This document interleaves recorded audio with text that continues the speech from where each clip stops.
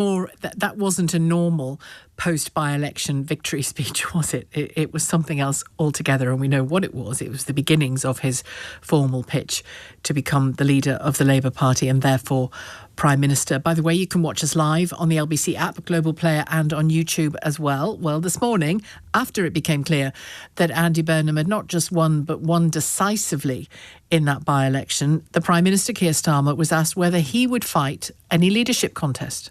Well, there isn't a leadership contest at the moment. There isn't one at the moment. But as I've said on many, many occasions, I don't think that's a good thing for the country, to plunge us into chaos. I would also add that now that Andy has won, which is really important, really good, he's a huge asset to us, then now will inevitably be a Manchester mayoralty by-election starting straight away. So it's important that we pull together for that. But if there is a contest, just to be clear with you, then yes, I will run, I will stand, and I've said repeatedly, I'm not going to walk away from that. Why didn't he just say yes? Why didn't he just say yes? What's with the verbiage around it? Just say, yeah, I will. I'm going to fight. I think I'm the right man for this job. Yeah, I am going to stand. I'm going to fight. Yeah. But he didn't, did he? It's just bizarre. Carl Turner joins me, Independent MP for Kingston upon Hull East. Good afternoon to you. Good afternoon, Sheila. It is a strange position we find ourselves in here, isn't it? Where we do have a Prime Minister, he's still the Prime Minister, Keir Starmer, and yet Andy Burnham, and we assume potentially others, are clearly intending to come forward soon and change that, or attempt to change that.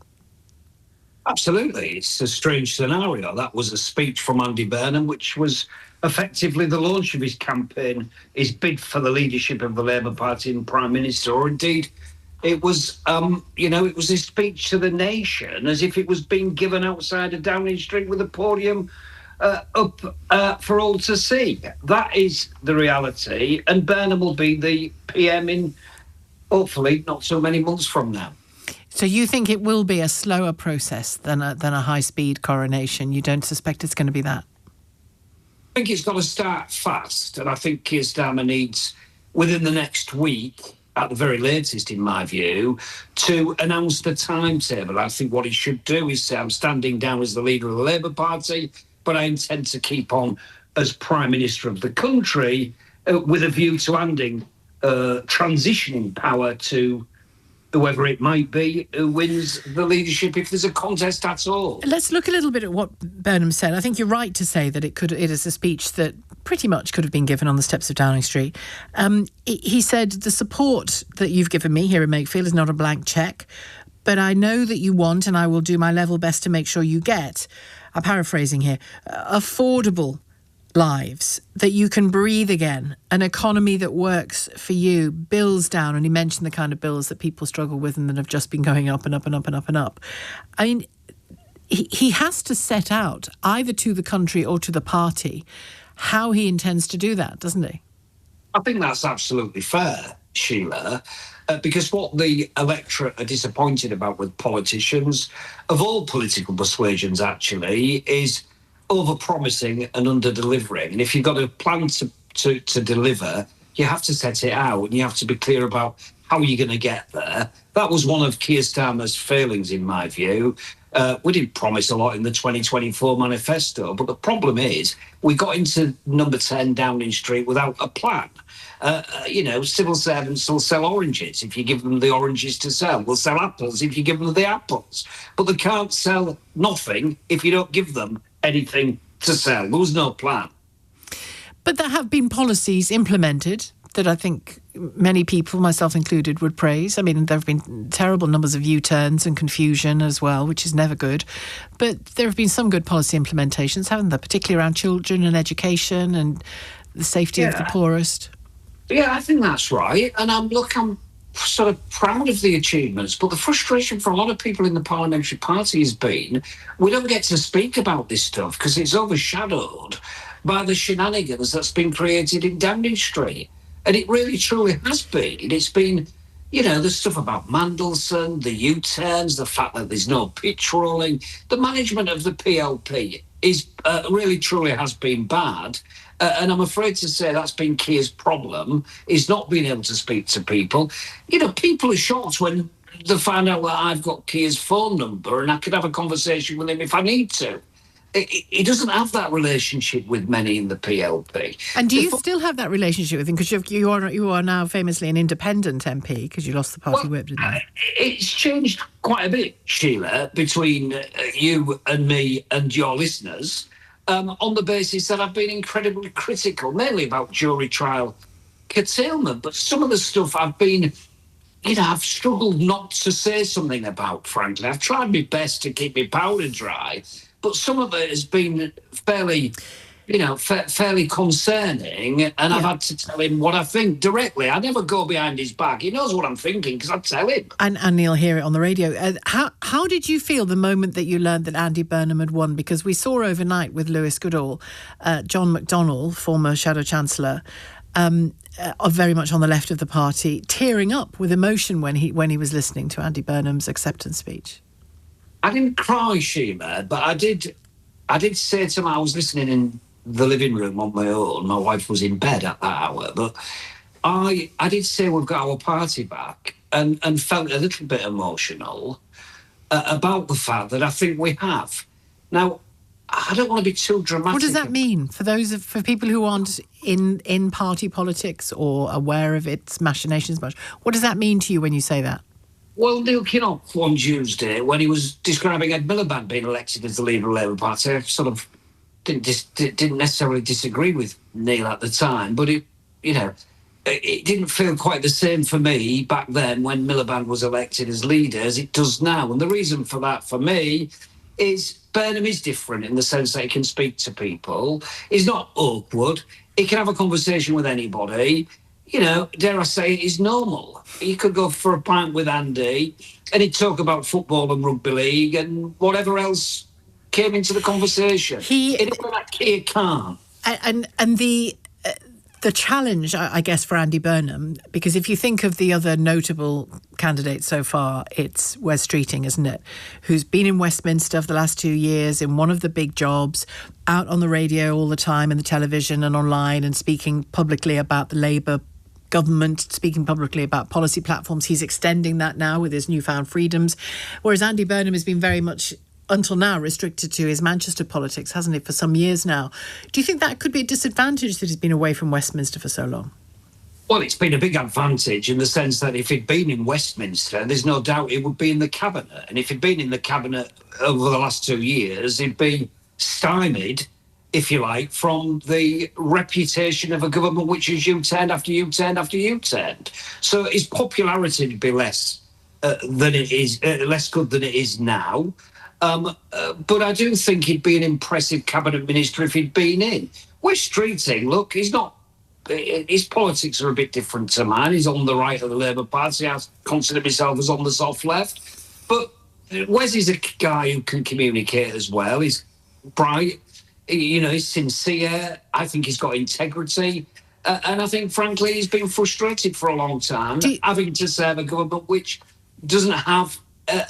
it's not been steering in any particular direction. But perhaps more than Wes Streeting, Andy Burnham has to now set out not just those statements about the economy and helping working people, all very important things, but as Prime Minister, his views will be sought on any number of things, internationally as well as nationally, very sensitive issues around the Middle East, say, or relations with China. Are you confident he's got a platform on all of those things? Absolutely. I supported Andy Burnham in 2015. I was involved with Michael Duggar, former MP, in running his parliamentary leadership bid. And I supported him then. I was impressed by him. I've not been MP for very long, I think 5 years at that point. But he was impressive to me. And something that did strike me about Burnham, he's got this reputation of flip-flopping. I saw him make decisions in that campaign which were damaging to his campaign, actually, but he was doing it because it was his principle speaking. And I think if Burnham takes that to the number 10 with him and speaks about the things that he's really passionate about, but indeed actually speaks his mind in a way that he did today. There's no, he wasn't looking down and saying it says here. I mean, Keir Starmer struggles, bless him. He was an incredibly eminent barrister, was Keir Starmer, incredibly good advocate. but he can't say things without reading from a speech. I think that's because he doesn't really think much, really. He's not very political. He doesn't have any political nous. And that's been Keir's problem as well. And therefore, he's outsourced that stuff and relied on advice of others. Some of the time, the advice has been fairly terrible. What would you say to him now about what to do? I would say to Keir that I texted him last weekend and I said, you've got to stand down, you've got to set a timetable. Look, for the sake of the country, you've lost any authority you ever had. Please do the right thing. I didn't get a response from that message, but I sent it, he read it. There was the 2 ticks on WhatsApp. I'm not trying to pick on him. I respect the guy. He's not a bad man. But Keir Starmer thinks of Keir Starmer. And unfortunately, it's now time to think of the country, first and foremost, which he always promised to do, and the Labour Party, actually. And would you seek to go back to the Labour Party under a new leadership? Would you? Well, I've had a discussion with Andy Burnham a few weeks ago. He told me directly that he'd want me back in fairly swiftly. I'd be grateful for that. The Labour Party, for me, Sheila, is the nearest thing I've got to a religion, and it hurt me a lot when I was suspended. So, of course, I'd want to be back in, and I'd want to, help the Labour Party win the next election.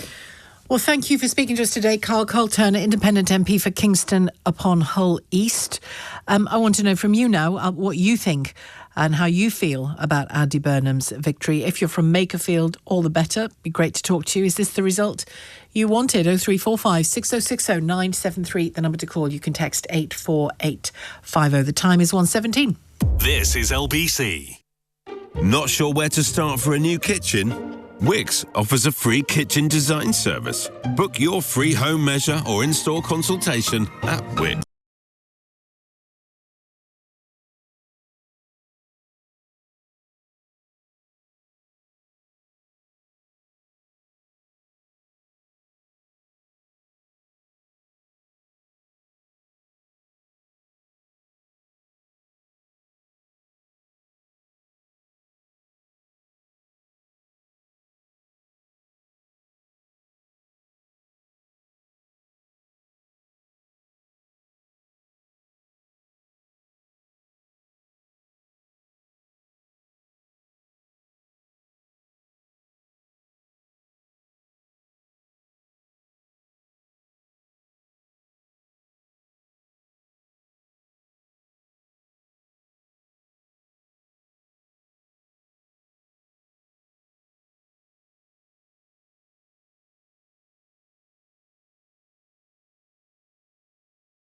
About how well the country is doing under Labour.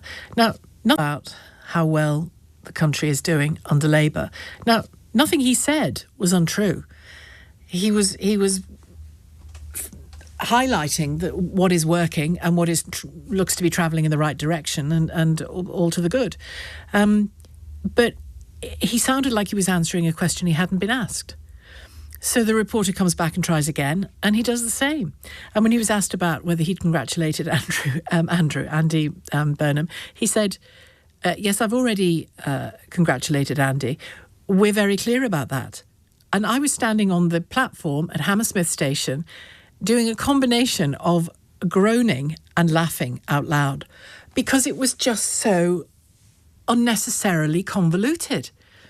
If he spoke more plainly and said truthfully, man to man, he was being interviewed by a man, said truthfully, man to man, this is how I see it. Don't you get it? This is how I see it. And he does say, this is how I see it. But then what follows is this robotic, apparent, trained speech. That's what it sounds like. I don't know if that's what it is, but it's what it sounds like, and that matters in politics. And I just thought to myself, oh my God. Then when I heard Andy Burnham's speech, he wasn't Cicero, he wasn't Martin Luther King. I'm not overstating the difference in abilities, but at least he could just speak plainly and to you. I felt like he was speaking to me as I listened to it. And that's important. So that's a big part of the discomfort that I have around Keir Starmer as leader. And I think it does matter. Of course, policy matters. And of course, ability matters. Of course it does. But so does bringing people with you. And it's been pretty clear, pretty early on, that Keir Starmer struggles to bring people with him.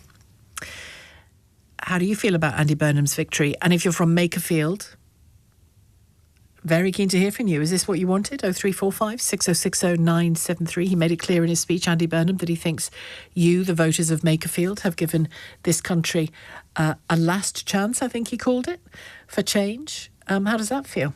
Jeff has called from Woking to start with. Hello, Jeff. Hello, Sheila. How are you? I'm okay. How are you? Good. I'm a bit hot. I'm just going to have a banana milkshake, so I'll be all right after that. Very nice. Or maybe not. Maybe not. Anyway, the thing is, now, as a Labour Party supporter, yes, I'm absolutely delighted that Andy won the election last night. I think he's a very intelligent man, very good, decent man, and he'll make a great MP. Now, I also, unfortunately, I think that Sir Keir Starmer is also a very decent man, and I think overall he'll make a better Prime Minister. Now, the reason I say that is because Starmer will? Sir Keir Starmer, yes, I think he will, because domestically and internationally, or certainly internationally, he's got respect and credence and credibility. And I think it's one thing I'm not putting Andy down, it's one thing to bring down the prices of bus tickets in Manchester. It's another thing to be dominant and relevant on the international stage. Mm-hmm. And I think, Andy could grow into that position, same as, West Streeting would grow into it, but at the moment, I don't think they're ready. They're great guys, but... The thing that Andy Burnham was talking about on bills, for example, when he mentioned the buses, that you mentioned there, other countries like France and Spain are able to bring down bills and bring down the pressures on people in those countries. One of my brothers and his partner are travelling around Europe at the moment, and they stayed at a place that I stayed in yonks ago. That was the kind of place you couldn't afford to stay in for more than 2 nights. It was very expensive. I was a student when I first went, but it was very, very, very pricey. And he said to me, no, it's really affordable now. He said, apparently the government has been subsidising historic building hotels to sustain them and all the rest of it, as long as the people who own them maintain them and keep them as they ought to be. And then at the same time, it boosts tourism, which is a massive thing for Spain. But it's a fairly big thing in this country as well, tourism. And I just thought, well, that's smart. That's smart government, isn't it? Everybody wins. Everybody wins. It's great for what Andy's done in Manchester, and I'm sure the tourist industry in Manchester has benefited from it, with the price of transport cheap and everything, etc. I get that. I get that entirely. He's a great MP, and be a great MP. He was before, and he will be now. But at the moment, we've got so many nasty things going on internationally. Why do you think Keir Starmer is so good on the world stage, which he is credited for? But what particular skills is he bringing to that we in this country are, I think, rejecting soundly, aren't we? I'm hesitant to say. I mean, I think there are many qualities that he's got, but I think his legal background comes into play. The fact that when someone from another country, a politician or a president or whoever, is telling them, we can do this, we can do that, and he said, well, wait a minute, no, we can't. It's actually going to be illegal, and you can't do that. He'll stand up for people with a legal framework. Yeah, but they're pretty smart people themselves, aren't they? Well, you'd have thought so. Not all of them. But, I just imagine myself, Andy being up against Trump, for example. Because, let's face it, Sheila, whilst Keir Starmer is known internationally, Andy is more or less an unknown quantity, isn't he? Well, Keir Starmer's known internationally because he's been Prime Minister for 2 years and leader of the opposition before that. Well, exactly. And he's also... But he wasn't before. He's been very active in Europe and in Ukraine and in America and in the Middle East. He's been very active. But can I ask, and Jeff, they are important matters. Of course they are. Mm. And I actually was thinking to myself a week or so ago that actually defence and the foreign stage could have been, I don't think it will be, and you can ring and say, ha-ha, when I'm proved wrong, defence and his performance on the foreign stage could have been his golden ticket to surviving this. But then came John Healey's resignation and the apparent stinginess of the government when it comes to defence of the realm. And he's blown it. And it's also, and this is my contention, it's also an economic opportunity that has been blown. I even think the thing he's good at on the international stage, even through that prism and the defence spending, I don't think it's going to help him. And all the things you're alluding to, like I say, they're important. Of course they are. And I think you're right about his performance in them, that it's been strong. But what about us? What about here and daily life and people who can barely afford to live? Well, let me just say this, Sheila, because I believe his take on and his attitude toward the situation in Iran, and by not going into that war initially, has helped our situation in the UK financially, and also I believe his not yet. Well, hold on. But also, Sheila, by strengthening his ties with Europe. And he's worked very hard at improving and recovering that friendship and relationship with Europe, which I struggle to think of any other politician that could have done that. But if all the polls, both general polls and then actual polls, votes, are showing deep unease and mistrust of both him and the government, any party that ignores that, any leader that ignores that is a fool. Well, if I can just make two things. First of all, in the last 2 years... It can't be about foreign things again. No, but I promise. Go on. You're talking to me now, Sheila. No, the thing is, Sheila, if you look at what Sir Keir Starmer has done in the last 2 years, every single thing he's done, good, bad, or indifferent, the newspapers have crucified him, whatever he does. And the same thing will happen to Andy if he gets a job, whoever gets that job in the Well, we'll see. I don't think it's true that they've always crucified him, to use your language. They're tough on him. But and the press will be tough on Andy Burnham and should be. Of course they should. It's called scrutiny. And I know sometimes it goes a lot further than scrutiny, Jeff, but it's important that it happens. Thanks very much indeed, Jeff. Keen to hear from you if you're from Makerfield, if you actually voted in this all-important election. Are you pleased, excited, happy Burnham won? Or do you wish he hadn't and things had stayed as they were because down the line it'll suit your party, whatever that is, better? 0345 6060 973, the number to call. You can text 84850. How do you feel about this Burnham victory? The time is very nearly 1:30. Let's get some headlines, shall we, from Amelia Cox. Andy Burnham has promised a new path for Britain after winning the Makerfield by-election. The new Labour MP, who will be sworn in next week, could trigger a leadership challenge, which Sir Keir Starmer says he'll fight. Conservative leader Kemi Badenoch has described her party's win over the SNP in the Aberdeen South by-election as seismic. It's the first time the Tories have gained a Westminster seat in a Scottish by-election in more than 50 years. And 2 men have been jailed for a combined total of 9 years for a series of arson attacks targeting Sir Keir Starmer's property. A car and 2 houses were set on fire in North London in May last year. LBC weather: heavy rain for Scotland, Northern Ireland and the far north of England. Patchy rain for Wales, but hot and sunny for the south and east of England. A high of 33 degrees. LBC. Psst. Hey dogs. Yeah, I'm talking to you. If you're tired of dry, tasteless kibble or slop that plops out of a tin, you're going to want to hear this. But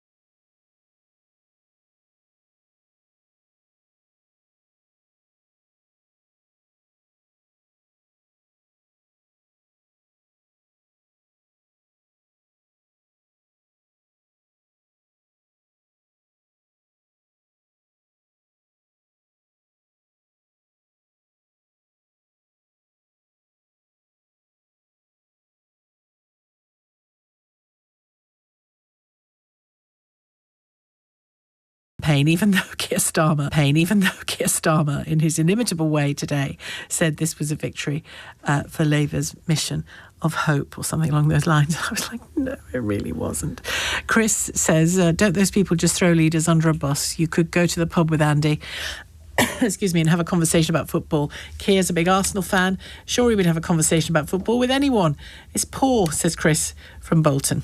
Not quite sure exactly where Chris was going with that, but Aggie's here. Aggie Chambray, LBC's deputy political editor, and we'll hear from Gina Davidson, LBC Scotland political editor as well in a moment. Quite the night, Aggie. Quite the night. I mean, I woke up to that news that Andy Burnham had not only won. I think I knew when I went to sleep at about 1:30 that Andy Burnham was likely going to win. I'd got a message from someone who was at the account just with a massive grinning smiley face, that sort of emoji, from an Andy Burnham supporter. So I felt pretty confident that he was going to win. But winning by that margin, it's not just that it's a bigger margin. And more than three of the other candidates, the main candidates, combined. Exactly. So all of Restore, Reform and the Conservatives together is very, very helpful for Andy Burnham. But it's also, I mean, basically more than a third, more than Josh Simon's won in 2024 as well. And I think from the conversations I had before last night, if this majority was thumping, they felt that would be very helpful for them in convincing Keir Starmer to go. Because we talked, when this moment first came, when Josh Simons announced he was resigning the seat for Andy Burnham, it was all about this proof of concept, proving that Labour can chase reform out of town, and he's proved it, and he's proved it big. He's proved it, and he's proved it big. The only thing I would say about Keir Starmer claiming that it's a Labour victory is, and it was quite strange. It is. But the Labour machinery was so involved with this result.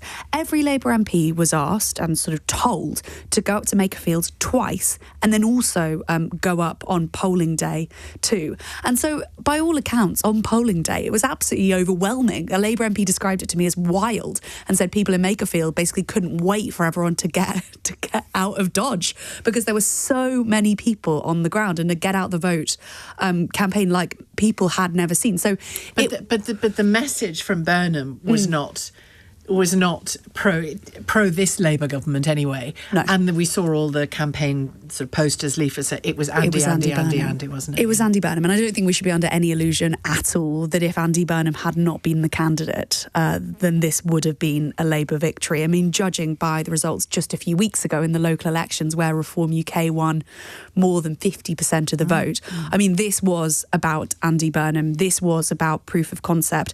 And he more than proved it with 9,241 majority. The question now, of course, is what on earth happens now? Because no one was under any illusion at all that Andy Burnham was just desperate to become a backbench Labour MP, that he was going to give up this job he loved as Greater Manchester Mayor just so he could potentially rejoin Keir Starmer's cabinet. In fact, he's been actually pretty clear, or allies of his have. He's not going to do that. So the question is, what happens now? Well, it sounds like from the conversations I've had this morning that we won't get much from him or his team today. We won't get much over the weekend. And indeed, cabinet ministers who might be considering teetering on the edge of resigning or saying to Keir Starmer, come on, go, won't do it over the next 3 days. But then Monday, is it true that Andy Burnham reached out, or his team, or he reached out to ministers and others and said, don't leap, wait? Yes, wait. That is what I've been told as well. But I think wait for a while. Do not, that's not an indefinite wait. And I think next week all bets are off. But basically Andy Burnham and his allies are hoping that they will be able to convince Keir Starmer to set out an orderly transition over, they'll start having conversations, I would imagine, in the next few days. And if Keir Starmer continues his line, which we have heard this morning and over the last few weeks, that he will fight any leadership contest, then they will up that pressure again and again. And there has been, I've spoken to Labour MPs who have been asked in the last week or two to sign, if they would sign Andy Burnham's nomination papers to challenge Keir Starmer if he won last night, which of course now he has. And they weren't clear whether that was to actually trigger a leadership contest or whether that was to present to the Prime Minister to basically say, look, we can do it. We can do this leadership race. Here's what you're facing. Here is what you're facing. We won't pull the lever. We'll give you the chance to pull the lever. Indeed, but Keir Starmer does still have some supporters. And indeed, we heard from one of them, the Housing Secretary. In the country, as much as in the Parliamentary Labour Party. In the Parliamentary Labour Party, in the Cabinet, in the country. And I've spoken to some of his allies who basically say he shouldn't give up. He should not give up. And we are convincing him, or trying to convince him, not that he needs much convincing, not to give up. And indeed, Steve Reid is one of those people. He's the Housing Secretary. He spoke to our colleague Nick Ferrari this morning. We've got a Prime Minister, and I think the thing we need to do is all work together. We have, though. The thing we need to do is focus on how we come together and bring in all of that talent to face down the challenges the country is concerned about. Now, do you understand the Prime Minister will be offering a cabinet post then to Mr. Burnham? Did he not already talk about doing that? I think that he did. Now, the thing but it's reported that Mr. Burnham is not interested in a cabinet post. What do you take from that? Well, I don't know. You've only just told me that. I think the key thing we need to do is all come together and face down the challenges this country faces. Now, what I do know is definitely going to happen is there will now be a by-election for the Mayor of Greater Manchester. That is the single most important regional politician in the whole of England, and we know from Makerfield it's going to be a straight fight between Labour and Reform. So what Steve Reid is talking about there is the now confirmed Greater Manchester mayoral election, which will happen on the 30th of July. And there is this argument being made by Number 10, which is basically saying, look, we can't possibly have a leadership race before the Greater Manchester mayoral race. We wouldn't be able to advertise Andy Burnham in that Greater Manchester mayoral race if we're having a leadership race, because that would give undue prominence to Andy Burnham during this leadership race. I was speaking to Labour figures this morning who think that is, and I quote, Number 10 clutching at straws. It doesn't seem likely that Andy Burnham is going to wait till after the 30th of July to do anything. I mean, he has been clear, or his allies have been clear in conversations with me and others, that they really don't want a leadership race. They really want Keir Starmer. Momentum is everything, isn't it? Momentum is everything. And his whole campaign, or a lot of his campaign, was talking about hope and positivity. But there are some that are a little sceptical and want him to sketch out more of a plan. One of those is very recently former Armed Forces Minister Al Carnes, who was speaking to our colleague Nick Ferrari this morning. I love hope. Hope's great. But what I really want is a vision and a plan. And a vision without a plan is a dream. And a dream can come a nightmare if you don't have that plan. So let's have a look at, as we move forward, what the ideas are, what the policies are, if we're talking about anything change or competing. And let's really have that conversation. So really have that conversation. I mean, there are people who want a leadership race because they want that conversation to happen. They want this battle of ideas, as it's been called. But that majority are just... I'm going to say it one more time, 9,241. I think that does make a real difference. And I had government sources messaging me this morning saying, fair play to Andy, that is a big majority. And I think it was notable watching Andy Burnham speaking this morning from Makerfield. And behind him were PPSs, were ministers, current serving ministers. And I think there is, clapping behind him, who don't live anywhere near there. And I think it does suggest they think Andy Burnham is the next Prime Minister, and soon, and they want to ingratiate themselves. Well, let's see. Let's see what happens. It's going to be an interesting weekend and week, isn't it? Aggie Chambray, thank you, LBC's Deputy Political Editor. Gina Davidson, LBC Scotland Political Editor. See what I mean about our political stormtroopers? There we've got it all covered. 2 by-elections in Scotland. Gina, let's start with Aberdeen South, which was just what the Tories needed, wasn't it? A win. Absolutely, and not for the first time, Sheila. I think the politics in Scotland are so different from the politics and the political story that we've seen come from the Makerfield by-election. We've had a massive Conservative win here in Aberdeen, and we've had an SNP hold, and in fact, increase their vote share in the Arbroath and Broughty Ferry constituencies. So, completely different. The one kind of thing I would say is maybe tied them both all of these by-elections together is Labour's fortunes. Obviously, Andy Burnham has had a stonking success in Makerfield. Labour has had an absolute disaster in both of these by-elections here in Scotland, and I will get onto that in a minute. But yes, this is a victory for the Conservatives in Aberdeen South. The first time they've made a gain at a Westminster by-election in Scotland, Sheila, since 1967. So, they are absolutely cock-a-hoop at this win, and not only because they've taken it from the SNP, but because of the way they have achieved that. They now have a majority of over 6,000. They overturned Stephen Flynn's majority of around 3,700. So a real stonking win for them as far as they are concerned. They threw everything at that campaign. We had Kemi Badenoch up here almost on a weekly basis, and in fact she was up here again this morning to hold a kind of victory rally and thank everybody for their hard work, welcoming Douglas Lumsden, her new MP, who of course went down at the Commons pretty quickly. He vacates a Holyrood seat. He was an MSP, a list MSP, so there isn't another by-election there. We just get the next person on the Tory list who will take his place in Holyrood. But Kemi Badenoch made it very clear that as far as she was concerned, Aberdeen South was the by-election that they were most interested in. They wanted to win it because they believe that they are the champions of the oil and gas industry. They have moved their position as a party around net zero, and they now want to see new licences granted in the North Sea, and of course the drilling in Rosebank and Jackdaw. And that message, that kind of clarity of that message, seems to have been what has won it for them, Sheila, in Aberdeen South. The SNP, I think, kind of caught between two stools there, trying to talk about, yes, we need oil and gas, but also, renewables are the future. And people in Aberdeen South losing jobs, around 1,000 a month at the moment, just saying that they couldn't take that anymore. So they have voted Conservative. Yes. Of course, and we know that they're in opposition. So what impact that will actually have, we'll have to wait and see. But it's a very big majority, isn't it? It's 14,000, over 14,000 votes, and the next one in line, SNP, 8,000 or so votes.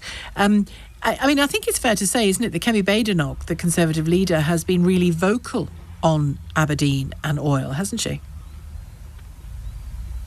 Absolutely. I mean, she has been very clear about what her beliefs are when it comes to that. And I think, the Conservatives perhaps pushed there initially, I think, by reform and their language around net zero, Sheila, very much against it. But what was fascinating is that there's reform were nowhere in this particular seat, despite the fact that they are against net zero and were promising more investment in North Sea oil and gas. People have voted, I think, tactically here in Aberdeen South. They have, they've basically seen that the Conservatives were the ones who were most likely to beat the SNP, and reform, I mean, they got about just shy of 2,500 votes, so they came third, but really quite far back when it comes to the vote share in terms of what the Conservatives actually achieved. In fact, the Conservatives, I think, got their largest vote increase in any by-election since 1945. So, I mean, they are absolutely looking at this as a kind of resurgence. Kemi Badenoch, of course, I asked her actually at this rally, Sheila, you've done well here clearly, but not Makerfield has been a disaster for you. And she pushed back on that, saying, that they are obviously at the start of something. She also pointed to some council by-elections, I think, that they won in the south of England yesterday, taking them back from reform. So she believes that they're very much on a path to, returning to some success, but certainly they have achieved that here in Aberdeen. Just to mention the Arbroath and Broughty Ferry result as well, the SNP holding on to that, and as I say, actually they have a majority of more than 5,000 votes now. Conservatives coming second, and Reform actually pushing them very close there and coming a close third, so very different kind of result there.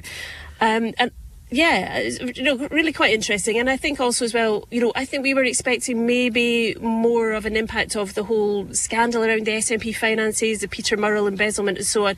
But that doesn't seem to have had much of an impact in either constituency. I mean, people have voted very much on the oil and gas situation in Aberdeen South, and it hasn't had an impact on the SNP in that Arbroath ward constituency. So John Swinney will be at least pleased about that. Thank you very much indeed, Gina. Gina Davidson, LBC Scotland political editor, and you heard from Aggie Chambray before her, LBC's deputy political editor. We'll be joined later in the programme by Lewis Goodall. The time is 1:48. Tom Swarbrick on LBC. And now let the change begin. Andy Burnham wins the by-election in Makerfield, setting up a potential showdown with the Prime Minister Sir Keir Starmer. Full reaction to this political earthquake after the news at 4. Tom Swarbrick, Monday to Friday from 4 p.m. Listen on our free Global Player app or the LBC app. McDonald's Taste of the Tournament has arrived. Get the Sweet Carolina barbecue stack. 2 juicy patties and crispy bacon covered in sticky Carolina barbecue sauce.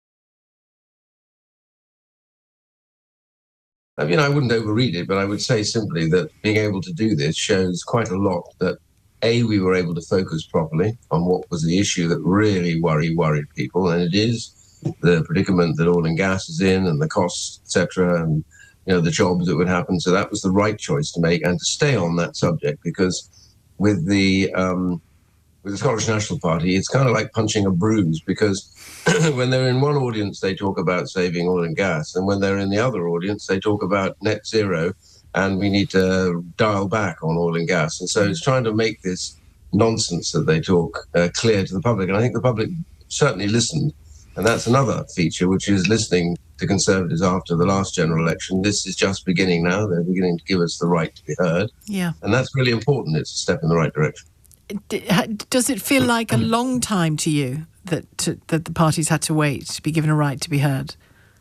Yes, but I'm not surprised. The public had reached a conclusion that we had sort of got in a mess. Here's a little warning for Labour. But, when you have this many leaders and prime ministers in a very short space of time, you begin to lose respect from the public. They voted for a government, and they voted for a government led by an individual. If then what happens, that party in government starts behaving as though they don't really care what the public think, which is what I think was happening to us, then you get punished. And we'll see what's happening with Labour. Yes, but interestingly, Andy Burnham, he had these pretensions to the leadership before anyway, before Makerfield. But to be fair, most politicians have pretensions to leadership. Yeah, just true. Don't always get there. But you say they're not listening to it looks as though they're not listening to the public, when in fact the public had been sending them a message, hadn't they, in those local elections, in the Gorton and Denton by-election. Again, a very different constituency to Makerfield, but still the problems around Keir Starmer, the problems around the flip-flopping. So they're not just doing it out of ambition, are they? They know they've got a problem, and he knows they've got a problem. He is. I think the result in Makerfield was quite interesting.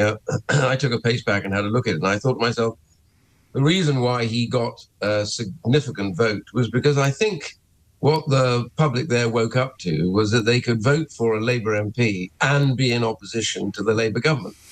It was a peculiar duopoly here. So he was able to go round, which he did, attacking the record of the Labour government and attacking particularly Keir Starmer. Keir Starmer featured almost everywhere, I was told.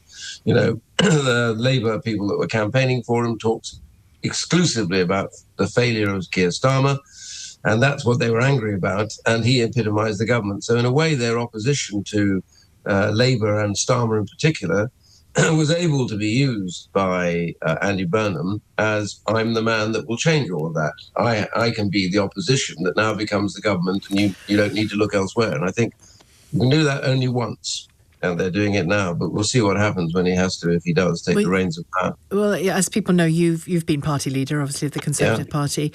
What would you say if Keir Starmer walked into that room you're sitting in and said, "Oh God, Ian, just if you could say one thing to me, what would it be? What would it be? Would you say, hold on?"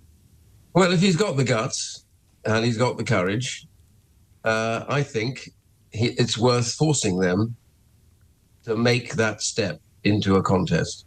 And I'll tell you the reason why, because as Prime Minister, you get to know a lot about government. You get to know a lot about what's happening, and you know an awful lot about the finances and everything else. So the one thing you can do in that contest is to bring realism into the debate. Now, Andy Burnham, I think his weak spot is detail. The truth is, if you remember, a lot of the time he was saying one thing to one audience and another to another, whether it's the bond markets, whether it's believing in defence or believing in welfare. He was a classic opposition campaigner, not being tied down specifically to what his policies were, but more a case of this is wrong, that's wrong, I wouldn't do this, I'd do something else. So if he was choosing to fight, the one thing he would be able to do is tie Burnham down to what is it actually that you will do? What will you do differently from what we're doing? Where will you get the money from?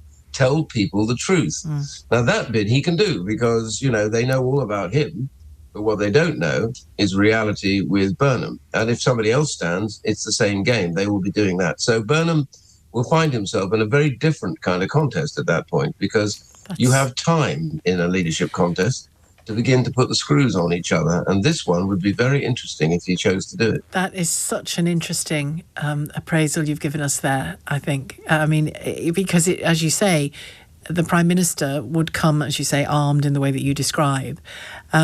And it would force both Andy Burnham and others, if there were others, to really lay out an alternative, not just vision. Vision is easy enough to come up with, but an alternative plan that is based in reality. I think that's so interesting. My guess is he's gonna fight on. I think he will. I think he will myself. I know him quite well. And you don't get to this job without wanting to cling on to it. And he's only been 2 years, and he thinks that if he hangs on, things will get better, because he thinks, took some tough decisions. Now, we can debate that, but I'm not going to do that here. But my main point would be he does know what he's got, and he knows where it sits, and he knows where the bodies are buried. And Burnham will have a whole lot of stuff chucked at him if he decides to take him on in a contest. Very interesting to talk to you. Thank you. Sir Ian Duncan-Smith, former leader of the Conservative Party and the MP for Chingford and Woodford Green. Let's hear from Anna in Nottingham. Hello, Anna. Hello, hiya. You're pleased he's beaten Reform. That's your main take. I'm pleased he's beat Reform, but I don't think that means he should suddenly be PM. I think that's really unfair. And I really liked listening to Ian Duncan-Smith there. I really agree with a lot of what he said, actually.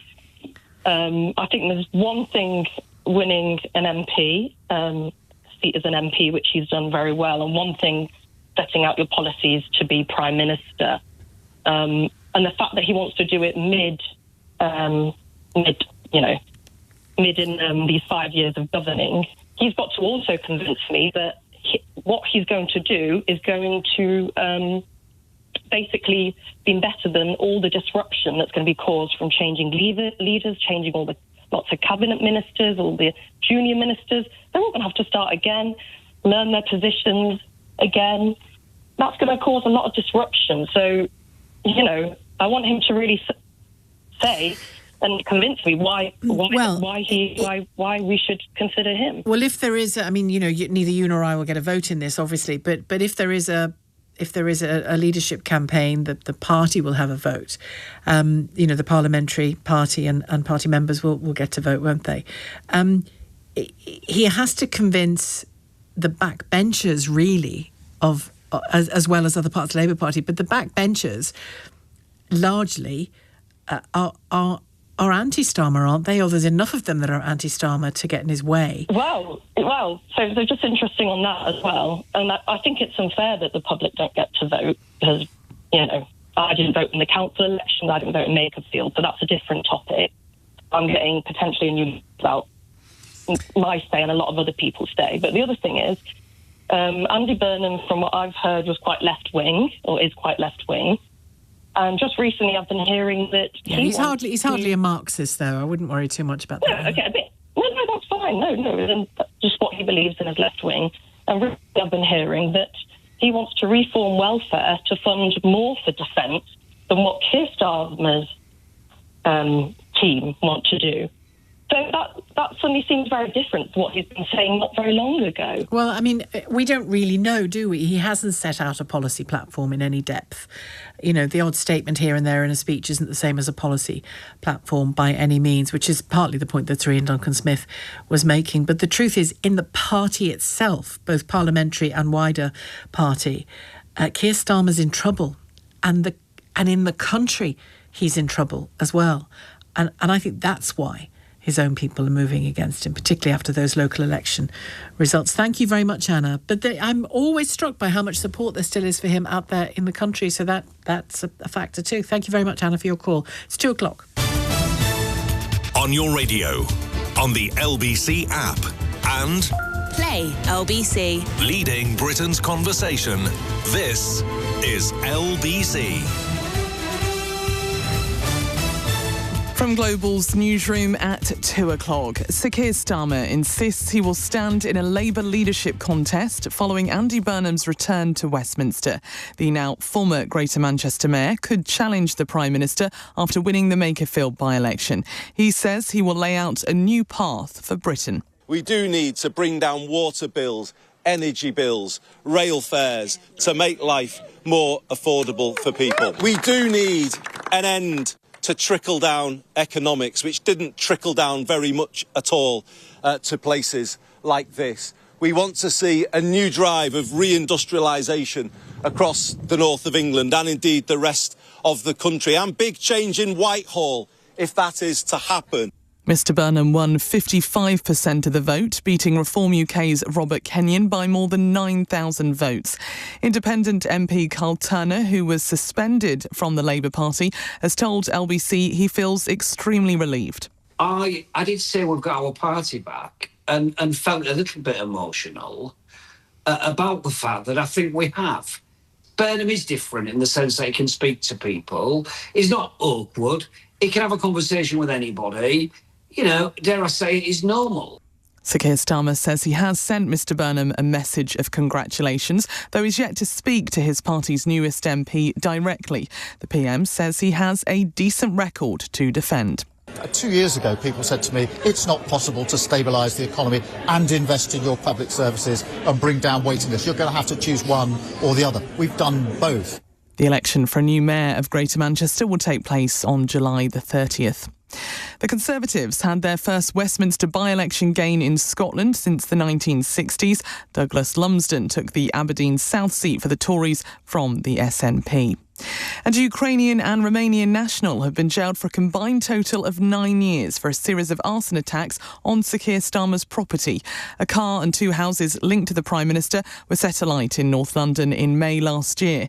The attacks are believed to be linked to a Russian online sabotage network.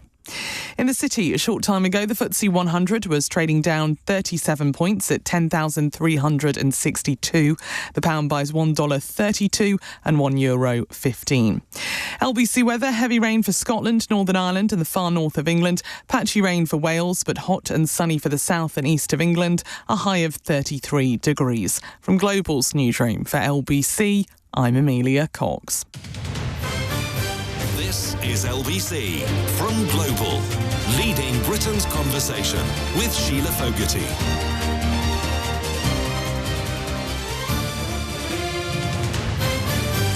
Hello there, good afternoon to you. I thought that was so interesting what Sir Ian Duncan-Smith, former Conservative leader, said to me a few moments ago. That I asked him if the Prime Minister walked into the room he's sitting in and said, just what one piece of advice would you give me? He was saying, if you want to hold on. Tell them to bring the fight to you because you're in a position of strength as Prime Minister with the detail that you know, the information that you have, the reality checks that you can bring to bear about British life, whether that's to do with defence or the economy or anything else. I thought it was a really good point, and that Andy Burnham and Wes Streeting and whoever else, Al Carnes maybe, if there is that summer contest for the leadership, will have to really bring it, won't they, in order to make their point and prove their point to the watching country, I think. But there's the party problem, isn't there? And Keir Starmer has a party problem as much as a country problem, and it's the party, I guess, that will decide this on whether or not Andy Burnham is Prime Minister material. Ian Duncan-Smith thought his soft spot was on detail. In that speech he gave this morning, he talked about making life affordable again for people, an economy that works for working people. He wants to bring your bills down. The trickle-down economy didn't trickle down very far. He said that needs to end. He talked about reindustrialisation. Again, not heavy industry, I don't think he was talking about particularly, but a reindustrialisation of the north in particular. And he talked about changing Whitehall. And with that, he had public procurement in mind. And instead of buying foreign, buy British, invest British. Talked about education pathways for young people as well and getting people work placements guaranteed and the like. So he set out something of a wish list there. But do you think he is Prime Minister material? Andy Burnham, 0345 6060 973. John Trickett joins me to talk about this, Labour MP for Normanton and Hemsworth. Good afternoon to you, John. Hello, how are you? I'm fine, thanks. Yeah, do you think he's Prime Minister material? Well, I actually know Andy quite well. I was around when he was in the cabinet. I was working in number 10 Downing Street for Gordon Brown. He's a very likeable guy. That's number one. He can talk ordinary. He can talk to ordinary people that relate to him and like him. That is a key skill for a Prime Minister. And it's something which, I'm sorry to say this, Starmer lacks completely. He did have a grip of the Department of Health, which he was in charge of, and I like what he's saying, but I want to see more detail. And that could either be if Starmer agrees to go at a reasonable time, which allows then Andy to get himself briefed up by the civil service and he can lay out his programme, or else, if Starmer wants to stay, then I say, bring it on. There should be an election in those circumstances. He should be challenged. Let him defend the fact that he's left the country unchanged, even though he promised change. In the main, he'd left it unchanged. Let him defend the amount of time he spent promoting himself and Great Britain abroad, and people saying we desperately need a Prime Minister who's here looking after us. And let Andy then lay out his position. But I think if there is to be an election, the various wings of the Labour Party should be able to have a candidate each. And let's have a contest. It should be solved quickly, though. I don't want it dragging on right through the blooming summer into the autumn, because we've got a country to run. And I think the country is desperate for change. And I suppose my final point is this. I was there the other day. People were saying to me, I'm voting Labour. I don't always, but I want to see Andy in. I like him. And secondly, I want to see him replace Starmer, because people really do not like Sir Keir at all. Well, yeah, the polls have been telling us that for a long time, haven't they? Not least the most recent actual polls in the form of votes in the local elections in Gorton and Denton, for example. Can you just explain to me, if Andy Burnham this weekend, I guess it might be Monday before they actually speak, Andy Burnham and the Prime Minister, if Keir Starmer were to do what you're imagining and say, all right, let's set out a plan then, I admit defeat. I'll do it. Yeah. Is that a fait accompli, or are other people likely to come forward to challenge Burnham, or is he now, given that victory, given that stonking victory, particularly over reform in that area, they did very, very well in the local elections across that whole area, is he likely to just be the party's inherent favourite, that he wouldn't get challenged himself? Well, look, I mean, we're asking what's going to happen in the future. Nobody can predict the future. My guess is that if he decides he's going to stand down, go with dignity, with grace, the party and the country can thank him for the things that he did, and then he can move on in his life, and the country can move on. My guess is under those circumstances, there probably will only be one candidate for Prime Minister, and that will be Andy Burnham. But that would give a little bit of time for a transition to be organised. But look, I'm not afraid of an internal party election. It does involve also millions of trade union members as well as Labour Party members who do have a vote, many of them. The country could then judge each person. So I think there's a little bit. Well, the Labour Party members aren't quite the country, are they? No. I mean, the country could watch on and judge people in their own minds, of course, but yeah. No, and you might say that people in the constituency that's just elected Andy isn't the country either, but I'm a northerner, as you can probably tell by my accent. Me too. That seat, those people who voted for working people, working communities all over the country. In my area, I've been speaking now for 21 years about the North has been left without a voice. It hasn't been listened to. That constituency spoke for the North, for my constituency. We were wiped out. We've been Labour for 100 years by reform. But people say to me, oh, we voted for reform, but actually we are Labour, and we're just waiting to send a message to you in the local elections. So, well, I think that they did speak for the country in many, many ways when they voted. Remember, there were 14 candidates. I don't know if your listeners have clocked this. 14 candidates. We played them a lot, yeah. Well, let me just make the point. Anyway, Andy got more votes than the other 13. Think about that. That is a constituency saying we want something different, and they said that to me when I was on the door knocker. So I think I got the message, and the Labour Party has too, I think. When you were on the doorsteps, were they literally just saying this is about removing Starmer, or were they saying this is because we think Andy Burnham's Prime Minister material? What I got was people saying, well, I've always been Labour and I haven't been sure lately. Some of them maybe didn't go Labour in May, but what they said was, Andy, we know Andy, he lives close by, we like him, he's done all right for Manchester, and he's off down to Parliament and he's going to change things. And then some of them went on to say, you've got to sort out Starmer because we really do not like him.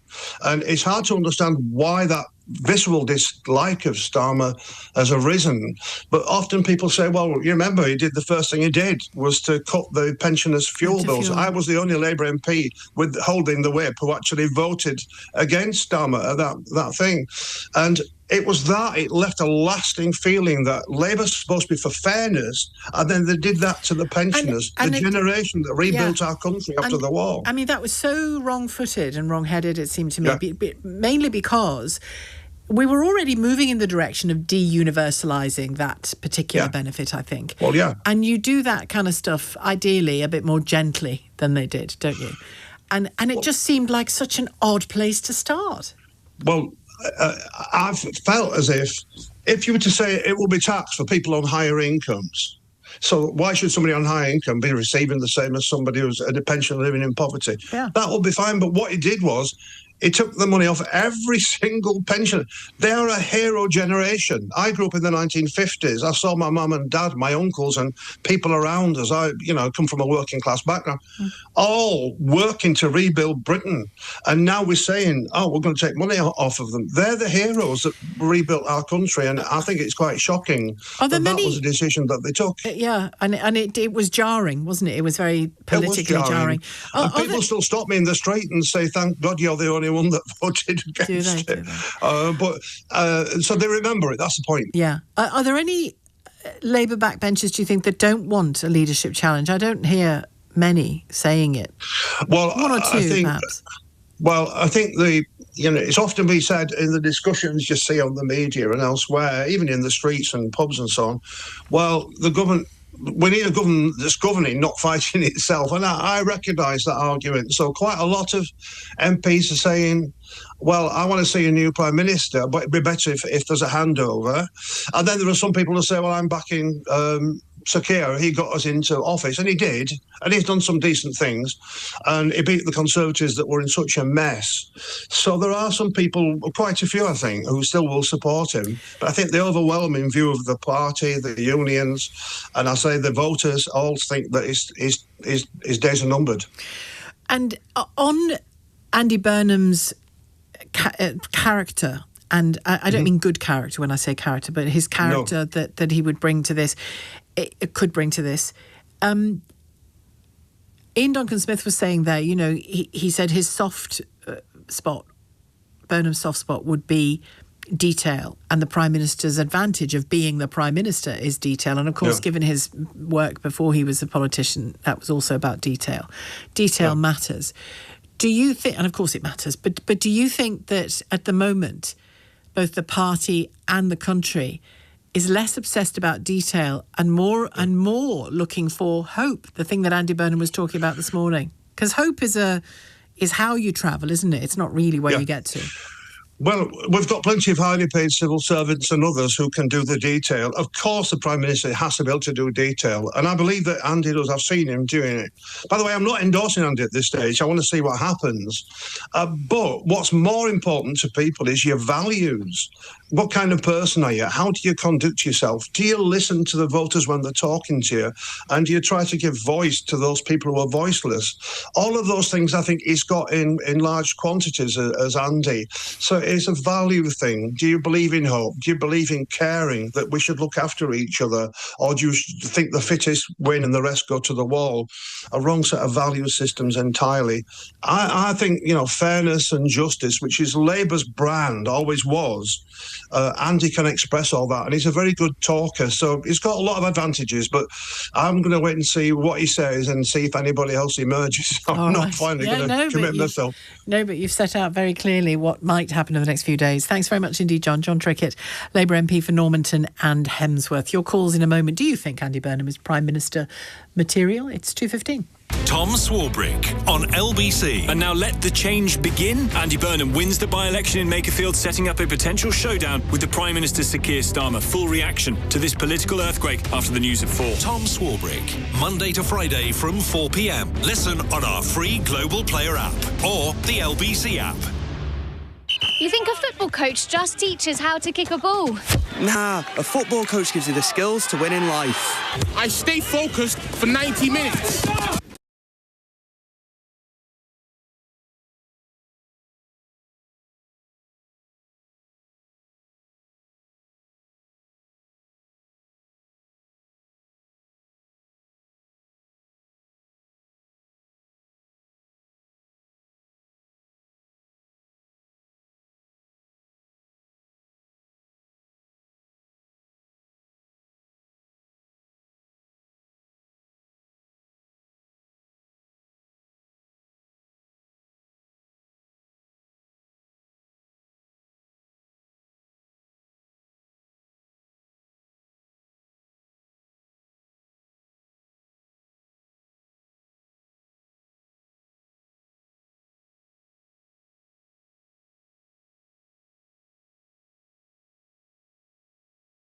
He could unite the left, essentially.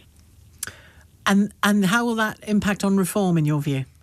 Well, I mean, if you look at the progressive vote versus the non-progressive vote, so if you look at the votes for the Lib Dems, Labour and the Greens together against Reform and the Tories, just as an example, it adds up to far more than the non-progressive vote. So actually what Labour have done is they've tried to essentially woo Reform voters back, but essentially Reform voters are never going to vote Labour again.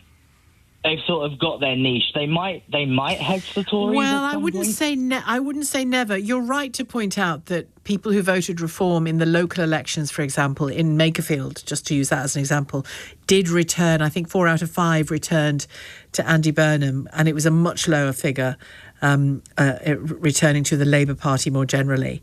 But you think it would do enough damage to Reform to put them on their backs, basically? Yeah. I think Andy could unite the sort of progressive vote, and providing he remains progressive. Well, okay. So what will that mean?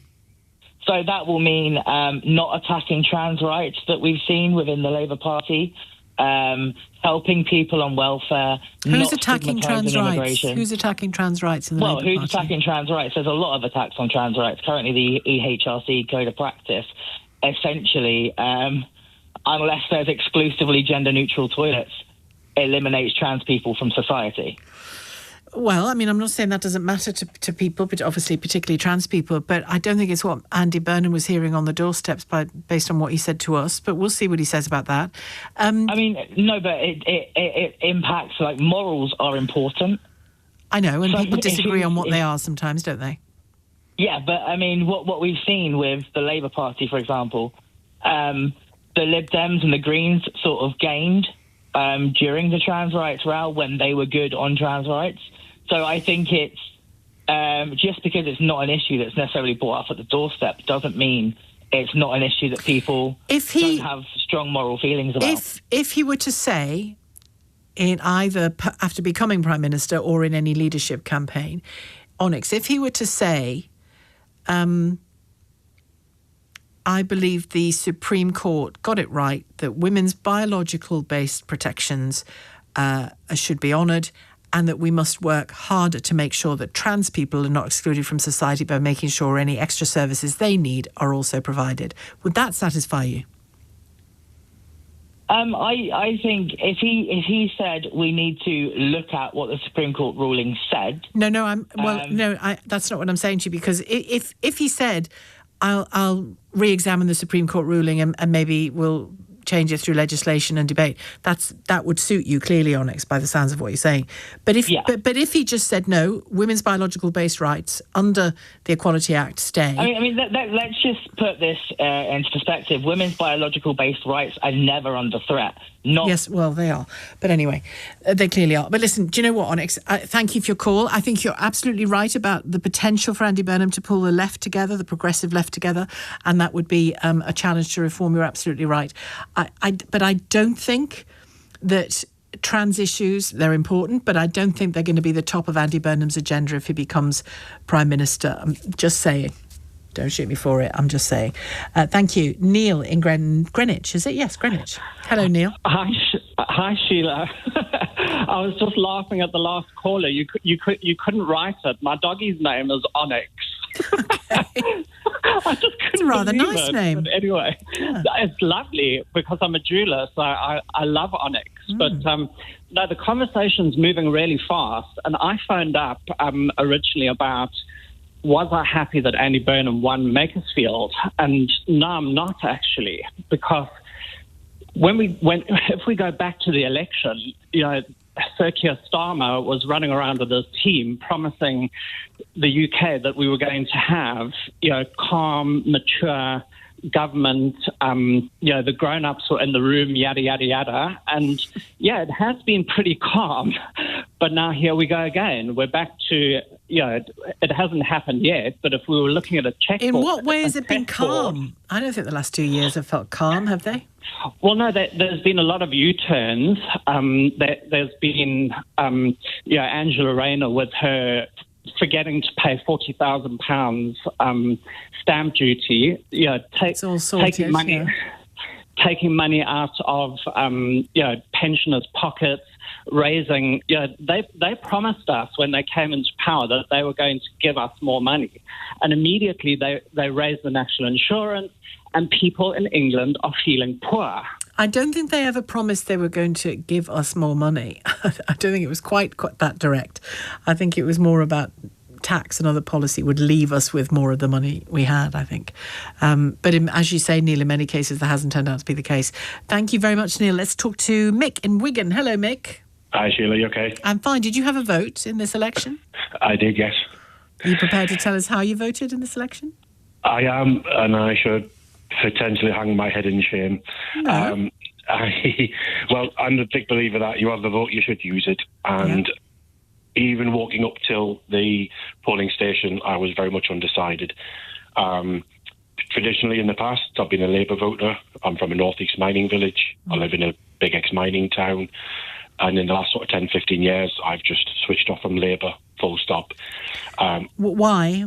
Any particular reason? I just don't think they listen to the people. And, you know, it was only 6-7 weeks ago, Labour Council, Wigan Council was told in no uncertain terms by Reform that they're not listening.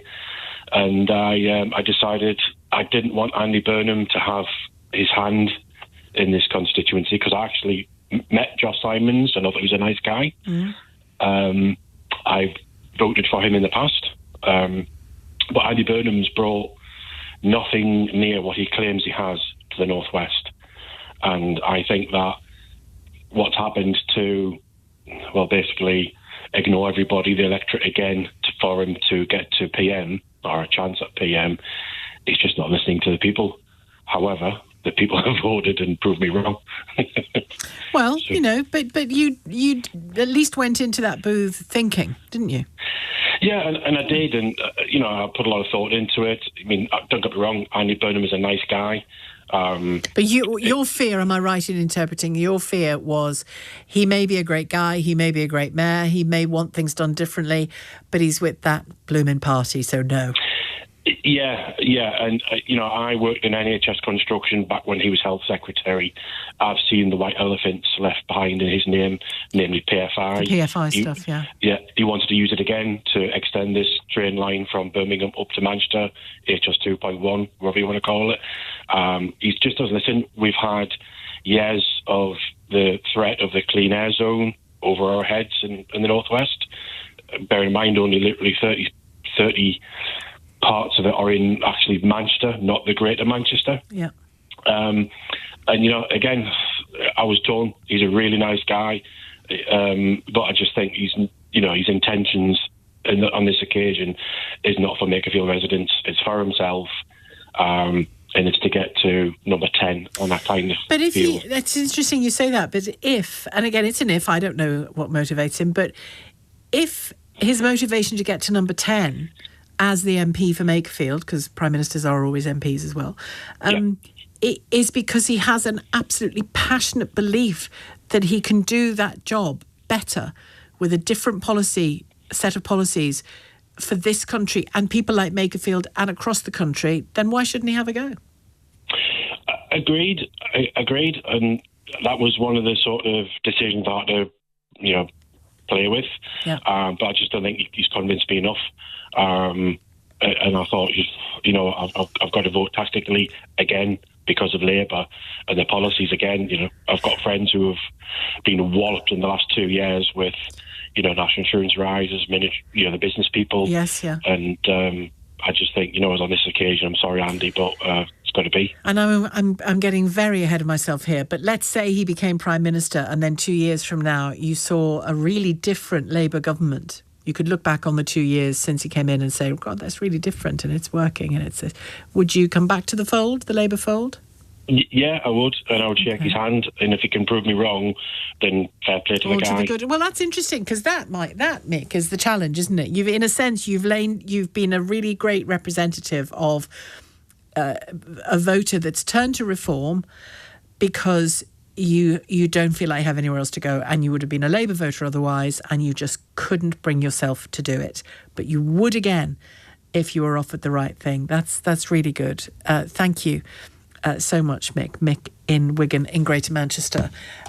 Let me get some text because I've been ignoring you. IDS is, I am loath to say, says this text, making a great deal of sense, talking a great deal of sense. He was, I thought so too. Joseph in Swindon, hi. Hi, Sheila, good afternoon. Hello. Hi, Sheila. Andy Burnham is the Labour Party least stress. If Andy Burnham think he's going to walk in there and become prime, I think he's going to do just as least stress. Because Andy Burnham, from the bottom of his heart, know that what is happening is the government is about a popularity concern. It's not who popular. He's just doing the right stuff. And Keir Starmer has taken some decision and he have done the right stuff. And he's a leader in James O'Brien word. What good is a leader who cannot change his mind when he sees things is going wrong? And I'm always using it in a cricket analogy when you play cricket. And you set the field as a leader, and it's not working, you got to change your mind, and you got to work with the players you have to deliver. But do you also see, with the cricket analogy, if your captain on the pitch or the club manager is saying, right, those are our strategies today, and then he goes, oh, no, sorry, no, do plan B.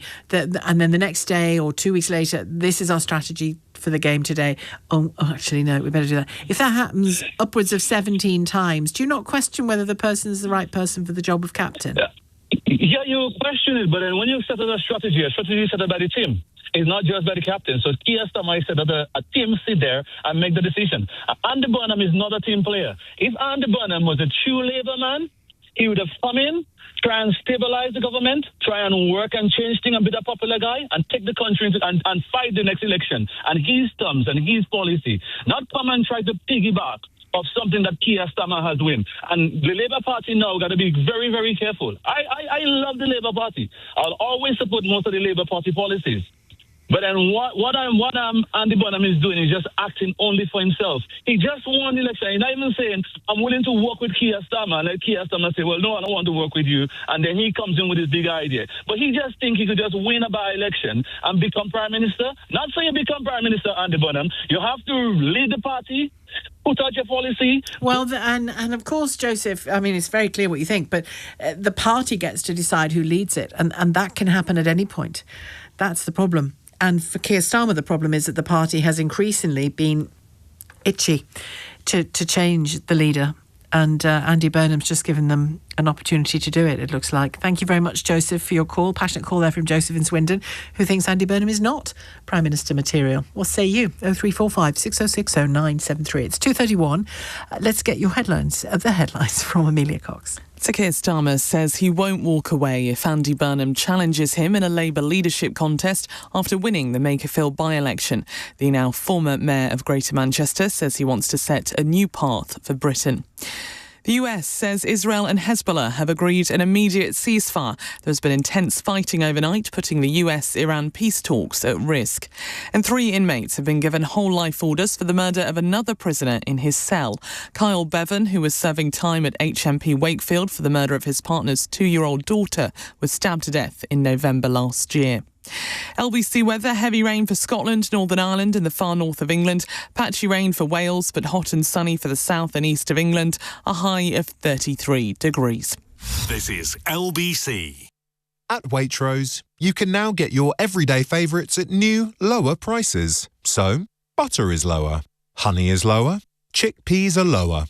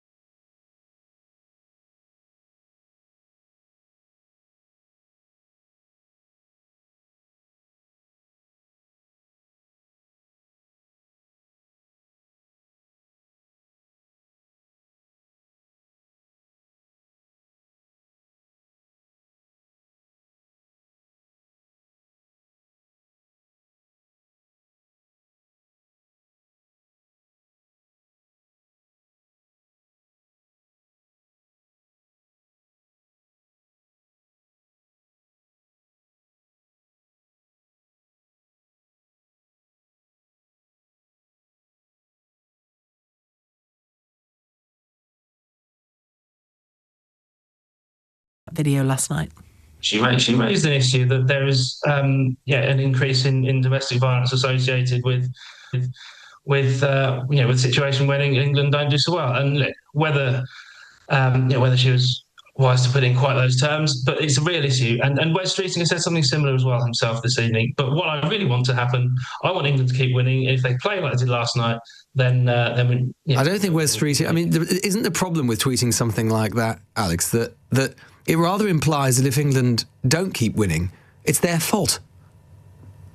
No, not at all. England will keep winning, so we don't have to worry about it. It's fine. But what if if they don't, then women might get beaten up.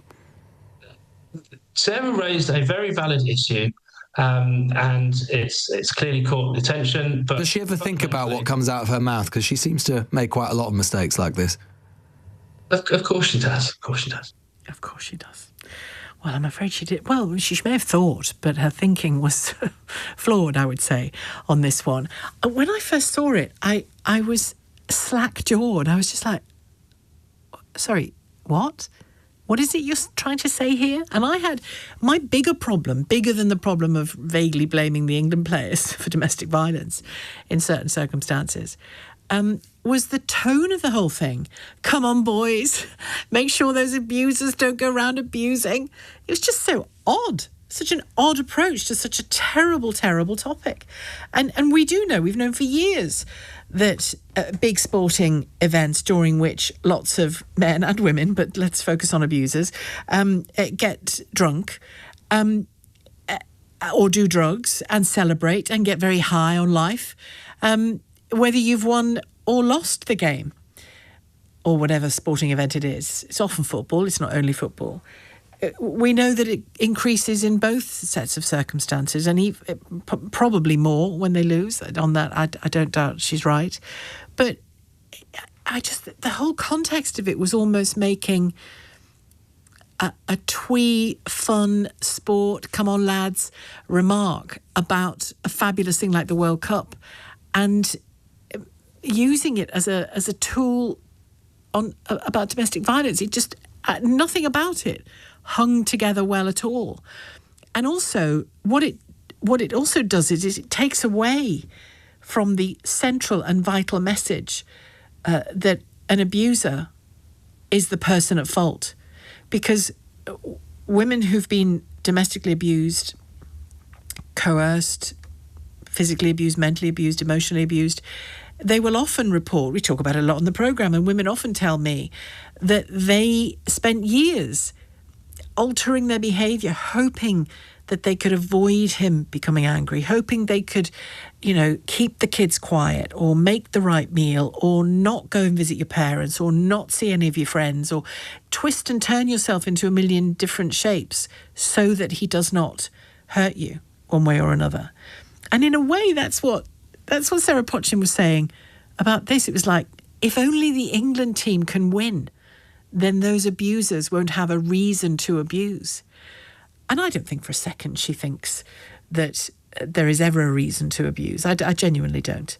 But that's what the message, it sort of conveyed. It conveyed an idea that abusers are driven to abuse by something, by it, as in it's not them, it's not a fault within them.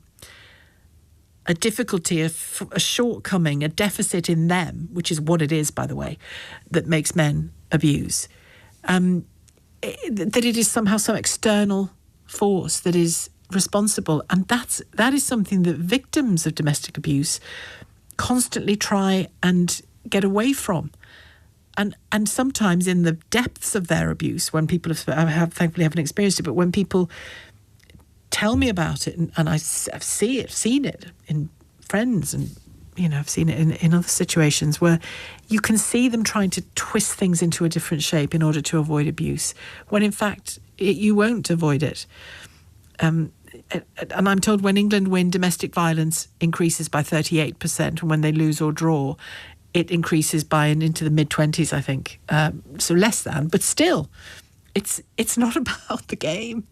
It's about the abuser. And I also think remember when I covered the 2012 Olympics, I learned that sex trafficking and trafficking of people increases dramatically in the city where an Olympics is being held. And it's, again, it's a bit like using that as a means to say, well, I think maybe we shouldn't have the Olympics. Because it's about abusers. It's abusers latching onto things. It's not the thing itself. And Refuge, the charity for people who are being abused, says it's deeply concerned by what it called a highly inappropriate social media post from Sarah Pochin, suggesting England should win more men's football matches to reduce domestic abuse. It's not only misleading, they said, but could allow perpetrators to evade accountability. Let's be clear, football is never an excuse for domestic abuse. Perpetrators can't continue to be shielded by the myth that football directly causes abuse. Couldn't have said it better. Just bizarre, absolutely bizarre. Anyway, we will leave that there for now. I'm going to speak to Lewis Goodall in about 10 minutes' time. He did the overnight election show, as you know, and will have been assessing the outcome and the possibilities for the weekend. But Henry's called first from Upton. Hello, Henry. Hello, Sheila. That was very well said. That was amazing. That was quite emotional. I know it's very close to your heart, isn't it? That sort of stuff. It's well done. That was really well said. Thank you. Done. Yeah, no, what I was going to say now, you got me all come on, let's both gather ourselves. You wanted to talk about Andy Burnham. I asked you whether you think he's leadership material, Prime Minister material. I think so. I mean, you can. I'm a very good judge of character, as you know, with the police. You get to know and you get to see things and hear things. And how he talks and his mannerisms and he's looking, in the way he looks at the camera. And I think I really like the guy, and what he's done for Manchester, that was an amazing, incredible feat. What he's done, turn that around and help so many people's lives and people's lives. And it's incredible man. And I just got a lot of time for him. I really have. Well, I'll tell you what I think. I mean, I don't know whether he's Prime Minister material because I'm not sure that we ever really see that until somebody is. I don't know. I don't know for sure. But I have seen him put. I've spoken about this before. The Hillsborough moment in the Hillsborough 20th anniversary. He put himself, his reputation, and his political future. It's no small thing. He put it fully on the line and read out a thing that he knew would infuriate the people in that stadium. Yeah. And he did it because the mother of a boy who died at Hillsborough asked him to, because she thought it would move things on. And she was right. He did it. It worked out in the end, thankfully for everybody. But he was prepared to do it for her. He couldn't and wouldn't say no to her. And in a way, he's doing the same here, isn't he? He's putting his political future, his family's stability, all of that on the line fully to see if he can do this thing. And that at least shows some courage, doesn't it? Yeah, I think you've got to leave it out with the people at the end of the day, Sheila. If they feel he can do a great job. But we don't get a vote on it. Only Labour Party members do. No, of course. Well, hopefully they will. I know quite a lot of Labour officials that are really good, and hopefully they will, and they will judge him and what he's been doing. And hopefully, as I say, they know him, they speak to him quite regularly. So hopefully they will, accountability, it will come to the fore, and it will stand for the Premiership. I don't know. But, to me, personally, I think he's a real nice guy. As I say, I'm just saying that because I've never met him. But I mean, you can tell. I think I'm not really interested in whether he's a nice guy or not. I think he probably is a nice guy. But I think Keir Starmer's probably a nice guy. I just don't know. Yeah. I don't really mind if they are or they aren't prime ministers. I just think the truth I think he spoke in his speech this morning is that people are on their last nerve. A lot of hard-working families, people on moderate incomes are on their last nerve. And if government isn't there to alleviate that, as well as all the other things, what's it there for? They've been through a lot, haven't they, the people of England, and Britain, and they've been through so much. And I think, please God, let's hope, if he does get in, that he's going to look after the people of this country, because there's so many things that's happened to this country. Yeah, and the world that we're in. Thank you very much, Henry, for your call. Henry in Upton, it's 2:45. This is LBC. At Waitrose, you can now get your everyday favourites at new, lower prices. So, eggs are lower, apples are lower, peppers are lower, peanut butter.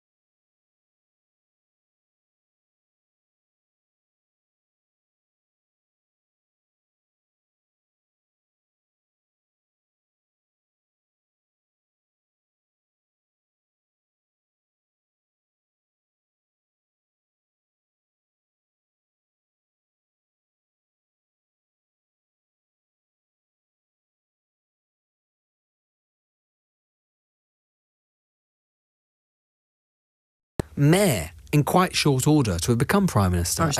Boris Johnson being the first. And it's an interesting development that we've had because, of course, throughout virtually all of our democratic history, it's been the case that if you wanted to have a political career and reach the top of national politics, you needed to build a power base in Parliament. That was the only way of doing it. There were some senior politicians who'd had some history of local government, Herbert Morrison, Joseph Chamberlain, but generally speaking, few and far between.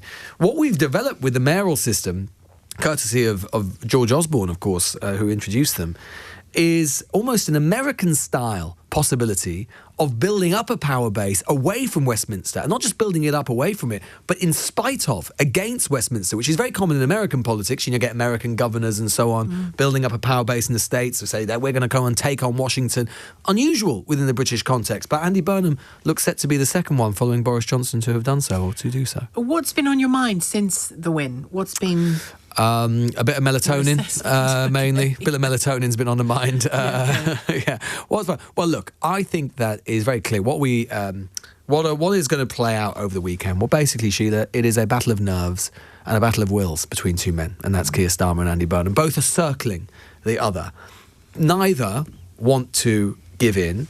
Burnham, it is clear, would much prefer to come to some sort of accommodation with Starmer. Gentleman's agreement. A gentleman's agreement, a transfer, an orderly transfer of power.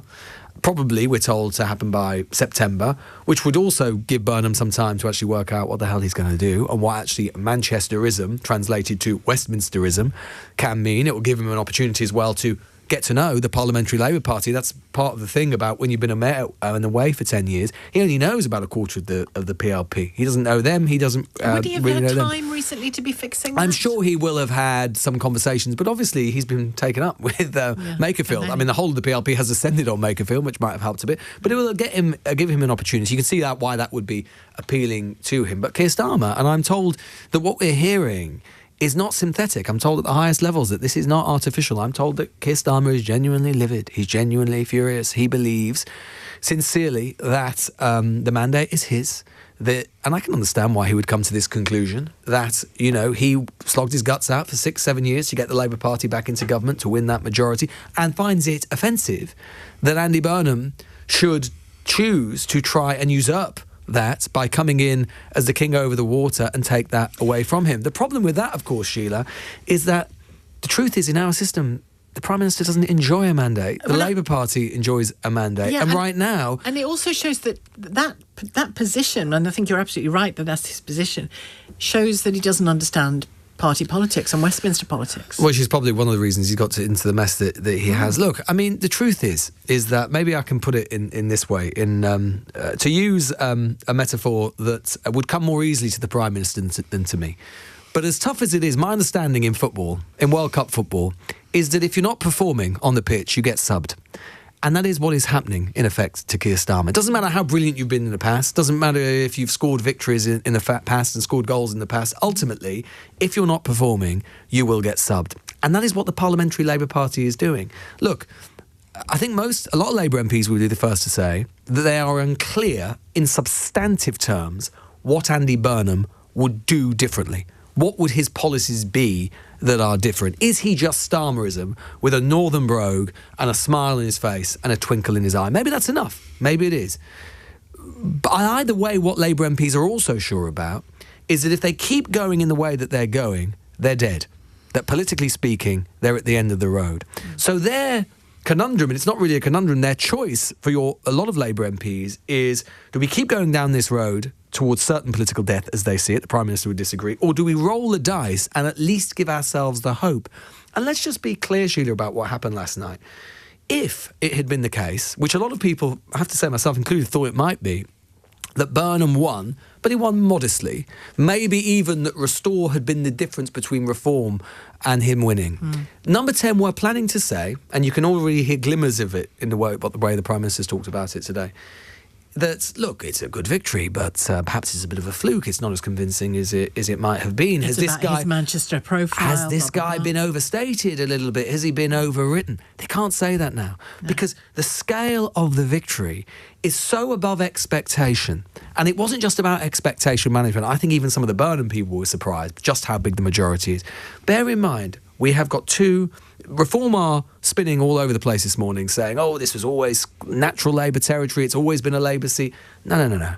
This is the 13th Reform target seat. It needed but a modest political wind to move it over to the Reform column. It is exactly the sort of place that culturally, philosophically, politically has been moving away from the Labour Party for a long time. And bear in mind what happened last night. Just 6 weeks ago, the Labour Party got battered in this very constituency.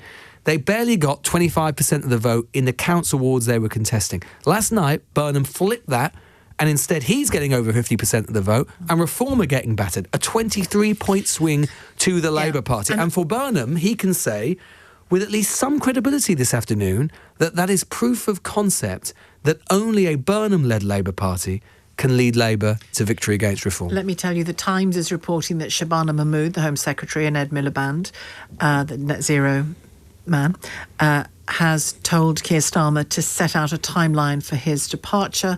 Other cabinet ministers will follow suit this afternoon. That's the beginning? Look, what is clear, Burnham, as when I say they're circling each other, Burnham clearly would prefer to avoid the toxin of a messy and vituperative leadership contest that involves Keir Starmer. There is a fear that if the Labour Party goes down that route, that it might be that the toxin that is infused into the Labour Party bloodstream is so awful that it will be hard for Burnham to recover. So what is he going to do? He hopes, I think, never even to have that conversation with Keir Starmer. He knows that there are Labour cabinet ministers, Ed Miliband being one, Shabana Mahmood being another, but there will be others as well who will be going to the Prime Minister this weekend, and we're told the Prime Minister's already been ringing around for support, saying, you need to set out a timetable.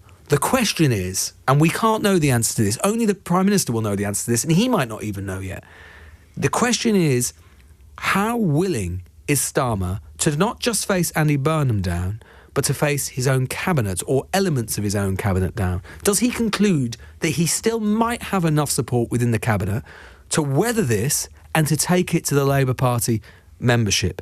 Now, that will be a huge risk because all of the polling seems to indicate that he wouldn't stand much of a chance. But we also know that Starmer is a risk taker. We know he has a tremendous level of self-belief. We know he has a tremendous level of stubbornness on occasion, and it might just be that he has convinced himself, and I'm sure in his own mind this is true, he has convinced himself that Burnham is an interloper, that he has no plan, that he has no credibility, that his country needs him on the world stage. These are the sorts of stories that Prime Ministers tell themselves. But that doesn't solve the problem of his backbenchers and that behemoth behind him that is increasingly falling away. 100 Labour MPs have come out and called for Keir Starmer to set out a timeline. That's the equivalent to just under 1 in 4 Labour MPs. 5 more have come out today, and that tally is expected to get bigger. One of the problems we've got in this, Sheila, is that if this were the Conservative Party, it'd be a bit more straightforward. Because the Conservative Party, of course, we lived through this in the Brexit years, they have their mechanism. They have their mechanism where if a certain percentage of the party write to the chairman of the 1922 committee, then there is a straight-up motion of no confidence in the leader. Not a contest, but a motion of no confidence. Now, if the Labour Party had a similar mechanism, I think Starmer, we would be having a very different conversation. I think he would already be gone. But what the Labour Party has, they it has have no membership.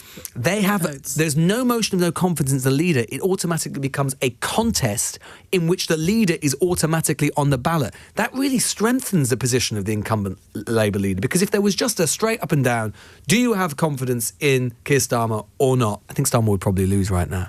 But because there is a mechanism, the mechanism automatically translates to a contest in which he is automatically on the ballot, that gives him a bit of extra power, because he's able to say, well, you know, if you challenge me, I'll take this to the membership. So it gives him extra leverage in a way with the PLP and with Burnham. Are there plans in the Labour Party to bring it back to just the PLP having the vote on the leadership? There's no current plans to do so, no. I mean, that would obviously make things a lot more straightforward. Look, if you go back to, this is something both the Conservative and Labour parties have done. In the past 20 or 30 years, slightly more in the case of the Labour Party, ever since the early 1980s, they've prioritised internal party democracy in a way, rather than it used to be the case. As you say, Sheila, you know, you go back to we're at the 50th anniversary of it this year, the 1976. Hate to bring Harold Wilson up again, but when Harold Wilson, I can't get through a conversation with you without mentioning Harold Wilson. When Harold Wilson decided to step down in 1976, surprised absolutely everybody. When he decided to stand down and surprise everybody in 1976, there was a Labour leadership election, an absolute election, by the way, which involved Labour titans. You know, Jim Callaghan, Roy Jenkins, Dennis Healey, Tony Benn,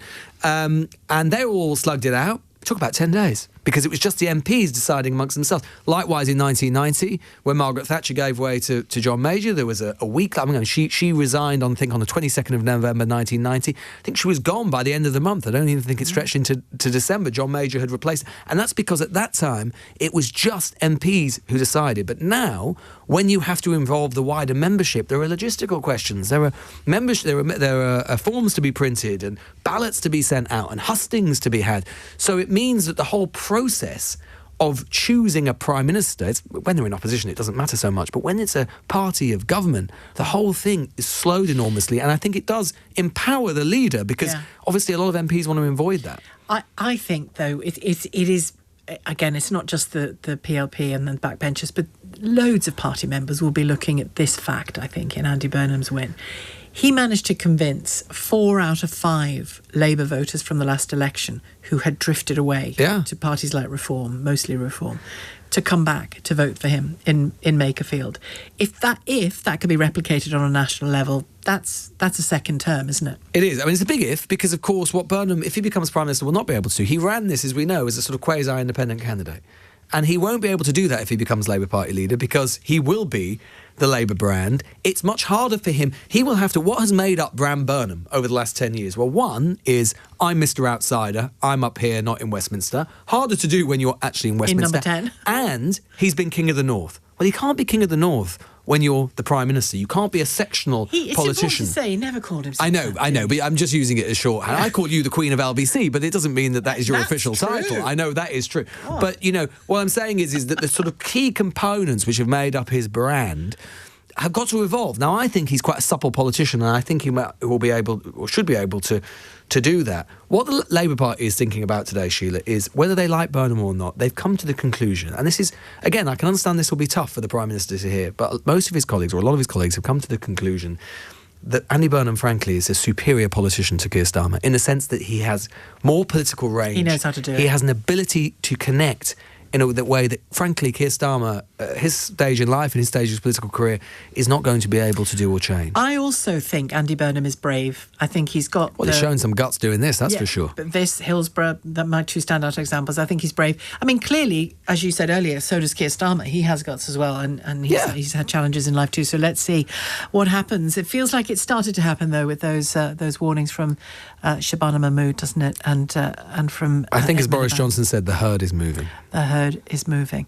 Thank you very much, Lewis. Always a pleasure. Lewis Goodall, host of the Newsagents podcast. Don't forget the latest episode drops at 5 today. Oh, congratulations on your Podcast of the Year award. Well, thank you very much. And can we just also send out a big congratulations to Alistair and Rory for their highly commended in the same category. Always tough to be runner-up, as Rob Kenyon will tell you, but nonetheless. Meow. It's 3:03. On your radio, on the LBC app, and... Play LBC. Leading Britain's conversation. This is LBC. From Global's newsroom at 3 o'clock, the Prime Minister has warned Labour against turning on each other following Andy Burnham's win in the Makerfield by-election. The now former Mayor of Greater Manchester could trigger a leadership challenge as early as next week. He's promised to lay out a new path for Britain. We have an opportunity to turn the tide, to make the country feel like it's working again, to make people see that politics can make a positive difference, to make people feel hope again. Mr Burnham needs the backing of 81 MPs to trigger a leadership contest.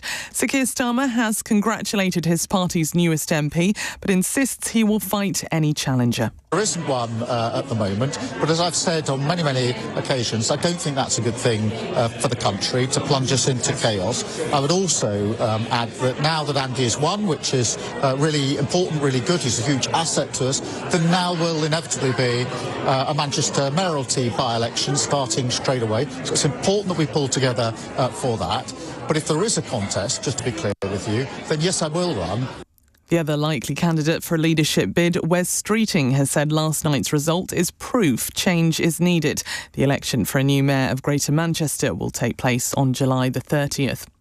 The Conservatives have gained their first Westminster seat in a Scottish by-election since the 1960s. Douglas Lumsden took the Aberdeen South seat for the Tories from the SNP. Speaking at a victory rally, Tory leader Kemi Badenoch says the win shows people care about North Sea oil jobs and energy security. We know that you have put your trust in us, and we know that it wasn't just Conservative voters who supported us. There were many people who voted Conservative for the first time, many people who liked what Douglas had to say, and I want you to know that we will never stop fighting for you. We will never stop fighting for oil and gas. We will never stop fighting for your jobs, for your families, for your city. Elsewhere, the SNP retained the Arbroath and Broughty Ferry seat in yesterday's other by-election. And Israel and Hezbollah have agreed an immediate ceasefire following intense fighting overnight. The clashes had put the US-Iran peace talks at risk. In the city, a short time ago, the FTSE 100 was trading down 27 points at 10,372. The pound buys $1.32 and €1.15. LBC weather, heavy rain for Scotland, Northern Ireland and the far north of England. Patchy rain for Wales, but hot and sunny for the south and east of England. A high of 33 degrees. From Global's newsroom for LBC, I'm Amelia Cox. This is LBC from Global, leading Britain's conversation with Shelagh Fogarty.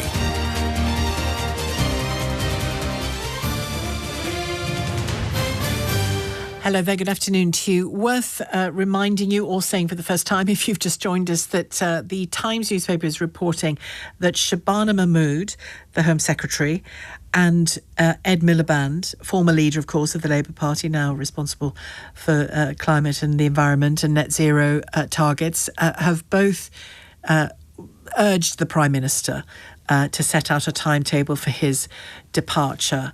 I mean, it was Ed Miliband has been fairly open about that. I don't know that Shelagh Mahmood has, but that is interesting. That's the beginning, I think, of movement to try to convince, whether they manage it or not is another question, to convince Sir Keir Starmer to either step down straight away or, more likely, give it time and arrange an orderly transition to a different leader. Big question who that leader will be. All eyes today, naturally, on Andy Burnham because of that win.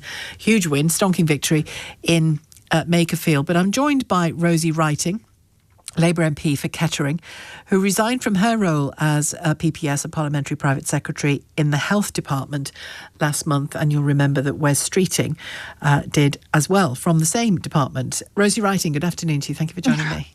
Good afternoon. Thank you for having me. I think I'm right in saying that you are a supporter of Wes Streeting being the next leader.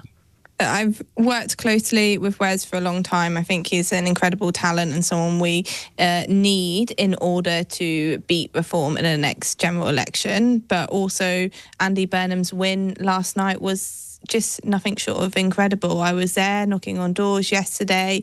The atmosphere was electric, but also you spoke to people on the doorstep, and for the first time in a long time, they saw Labour as a party of hope. I think what this shows is that in order to beat reform in the next general election and prevent Nigel Farage walking into number 10, we do need a change of leadership. Now, the one person who can, in this moment, make that happen in a way that is the most orderly, that brings people together, is Keir Starmer. And I do believe Keir Starmer needs to reflect over these next couple of days about the result in Makerfield yesterday, about the result at the local elections and how people came back to us when they saw a change of leadership was possible, and therefore set out a timetable for his resignation. And am I hearing that you are not necessarily shifting away from the idea of Wes Streeting as leader to Andy Burnham being leader, but that he has given such a definitive account of himself and a definitive account of beating reform that he'd be hard to beat in any contest or any handover that happened? Am I interpreting your thoughts correctly here?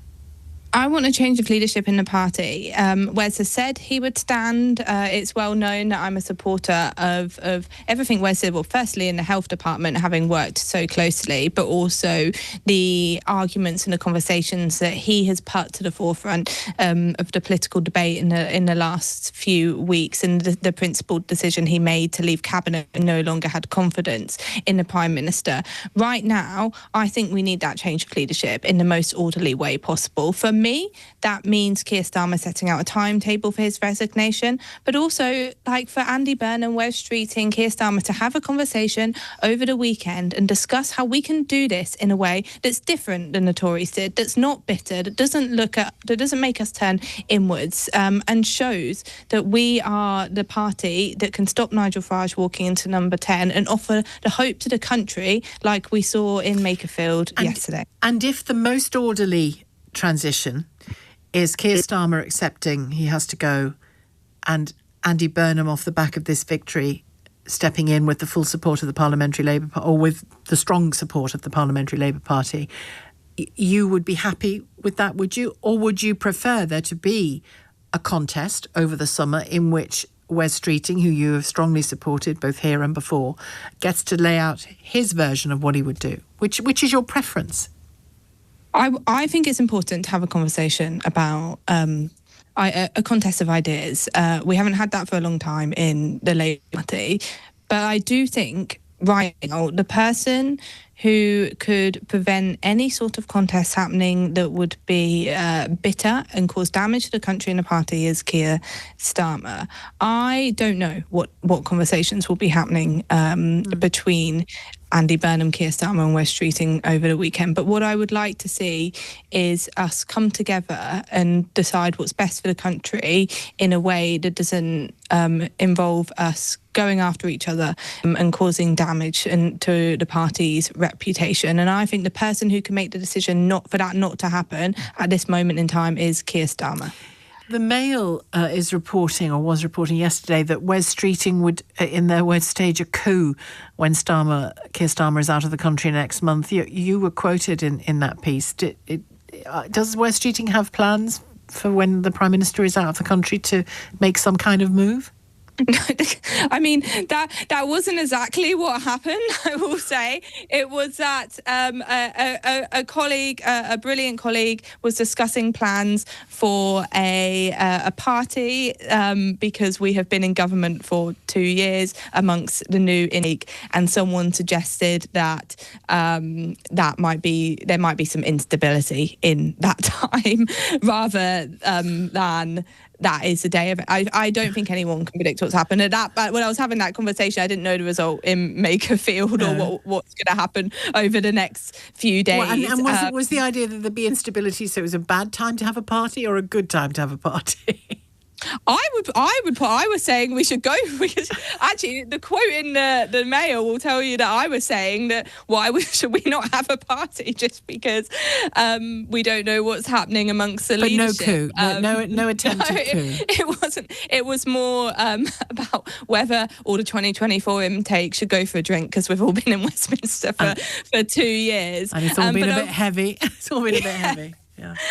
But on a serious note, I do think that we need to come together regardless of what happens, and the best way that we can, because we have in the Labour Party, in the PLP, we have the talent, the ability to change the country, to make my constituents' lives better and to stop reform, and we saw that yesterday, but we can only do that with a change of leadership, and if we do that in a way where we can show that we're a broad church and come together at the end, that is the best chance that we have of our party succeeding. Did you see Keir Starmer's interview this morning in which he was asked whether it was his time was up? Did you, and whether he'd congratulated Andy Burnham and all? Did you see that interview? Yes, I have seen that interview. What was your reaction to his responses?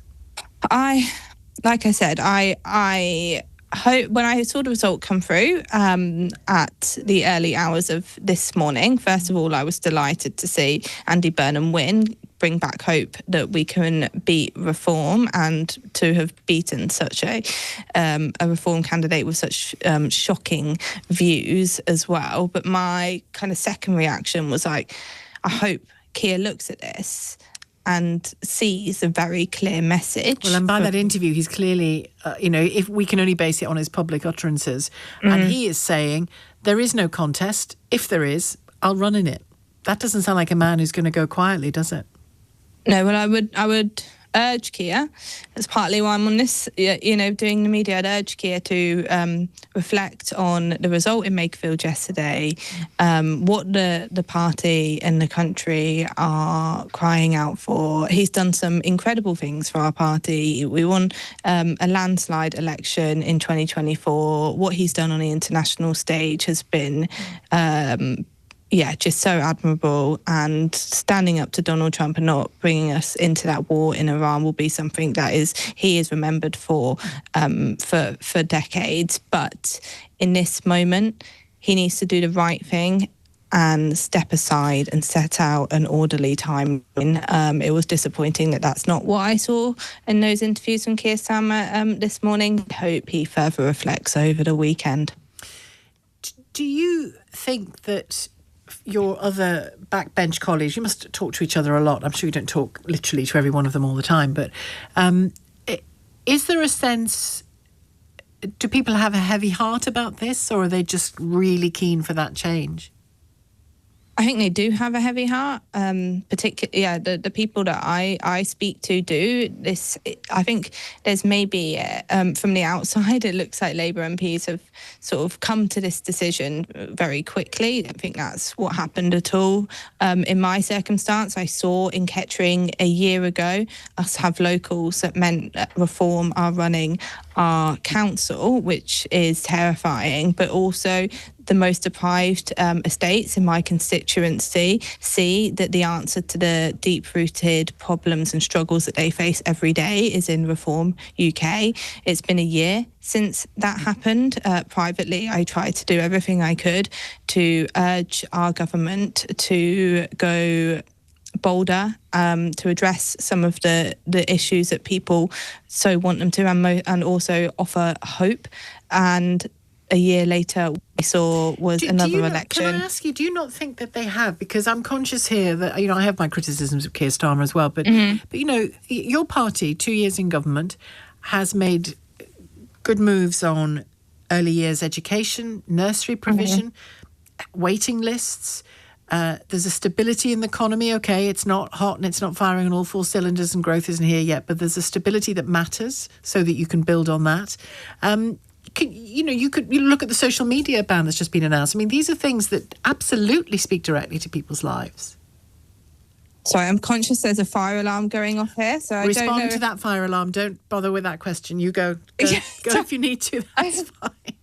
It does look like... No, you go. It's fine. It's fine. Oh, it stopped. Oh, I think it was... Okay, it stopped. No, I'm being told it's fine. Sorry about that. All right, feel free to answer that then. So, yes. There are real concrete things that have been done that do go straight to the heart of lives of lots of people in this country, including the poorest.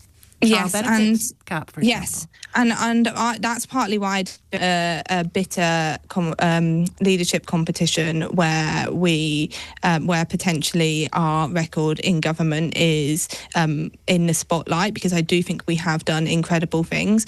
And things like lifting the 2 limit, increasing the minimum wage in my constituency, Pride and Place funding, but also. And like I said, it's with a really heavy heart that I have got to this place. You just can't ignore what the polls are telling you and what recent elections have told us. You can't. And it's also about, like, I'm 28 years old. I came into politics from the private sector. I worked in fashion. Like, this is not my natural home. And when I speak to my friends, my constituents, people who are my age, they don't believe that in this life they're going to be able to afford to buy a house, to have children, that our lives are going to be better than our parents. And even though I know that there's not a silver bullet or a quick fix for these things, you do have to give people hope that you have the answers and the vision for the country where you can own your own home, have stability, build a life. It's not a lot to ask, is it? It's not. I don't think it is. Rosie, thank you. And by the way, when you say it's not your natural home, I beg to differ. You feel like a natural to me. That means a lot. Thank you. That means a lot. Well, I'm glad. Really thank you very much. Sorry, I don't mean to patronise you, but you're wrong. You're doing brilliantly in an interview and giving an account of your thoughts. So that's what people want from politicians. Thank you. Rosie Writing, Labour MP for Kettering, who resigned, as I said, from her role as PPS in the Health Department last month. Interesting. So she's told us what she thinks Sir Keir Starmer should do. What do you think he should do? Fight on, as he said he will, for any leadership contest that emerges or is starting to emerge? Or should he just admit that he has to go? 0345 6060 973. It's 3:18. Tom Swarbrick on LBC. And now let the change begin. Andy Burnham wins the by-election in Makerfield, setting up a potential showdown with the Prime Minister Sir Keir Starmer. Full reaction to this political earthquake after the news at 4. Tom Swarbrick, Monday to Friday from 4 p.m. Listen on our free Global Player app or the LBC app. The FIFA World Cup is here. We've been waiting for it, dreaming of it. Absolutely nothing could make it any better. Except getting a McDelivery.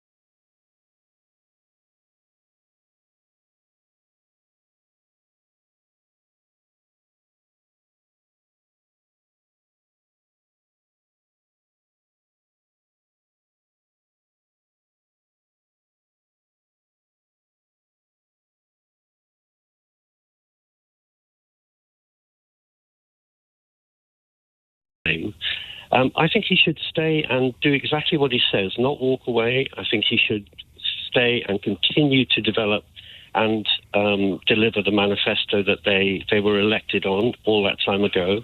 And I'm getting really, really tired of the kind of, isn't Andy Burnham a good communicator? Isn't Andy Burnham much more kind of charismatic? That's not what it's about, really. And but it is about whether whether the country is benefiting. It is about votes and connection, isn't it? And there's growing and increasing evidence that voters are not connecting. They are massively disconnecting to Labour, in large part because of Keir Starmer's lack of appeal. Mm. Well, they can't ignore that, can they? I don't know if they can ignore. Well, they obviously can't. The British public has a thing about charismatic leaders, and Boris Johnson is a disastrous example of that. But to vote for somebody because they're a charismatic personality rather than a skilled politician and a skilled performer on the world stage, and also in delivering the manifesto that they set out. They're only 2 years into, it's not even halfway into their period before the next set election, and I think it's quite outrageous the way that he's being treated. Yeah, I really do. I think I think he's done really, really well. I think he's continuing to do really well, and he's trying to achieve the manifesto that he set out. Isn't that what we want all politicians to do? Not just be a nice face for the media to look at?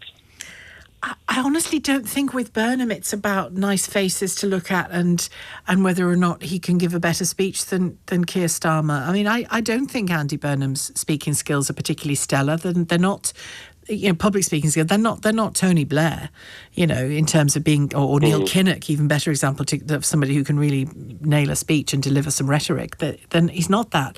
But the truth is, isn't it? Haven't you seen it and heard it? The polls, whether they're just opinion polls or whether they are actual polls where people go and vote, are indicating time and time again that not just because of Starmer, but he is the leader. He is the man who theoretically drives the bus. But is going down the toilet. Yeah, I understand. Well, the way of putting it. Well, it did. Look, I mean, how else could you describe the local election results? Right, how else could you describe them? Well, okay, you could go with the polls, and you could look at them, and it's 2 years into his time, and the inheritance that he had to deal with was it catastrophic.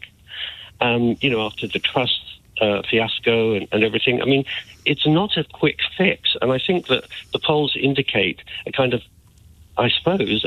public that just wants everything done yesterday, and it's not going to happen. It's not going to happen with Burnham either.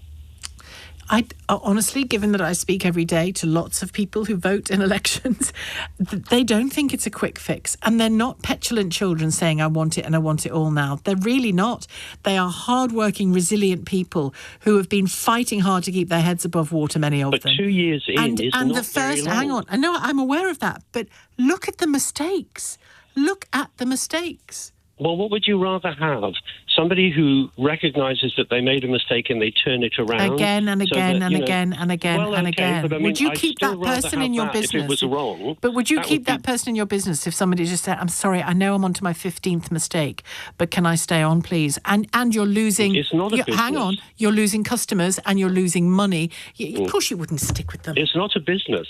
No, but you're losing customers, and voters are customers. Are they? Yeah.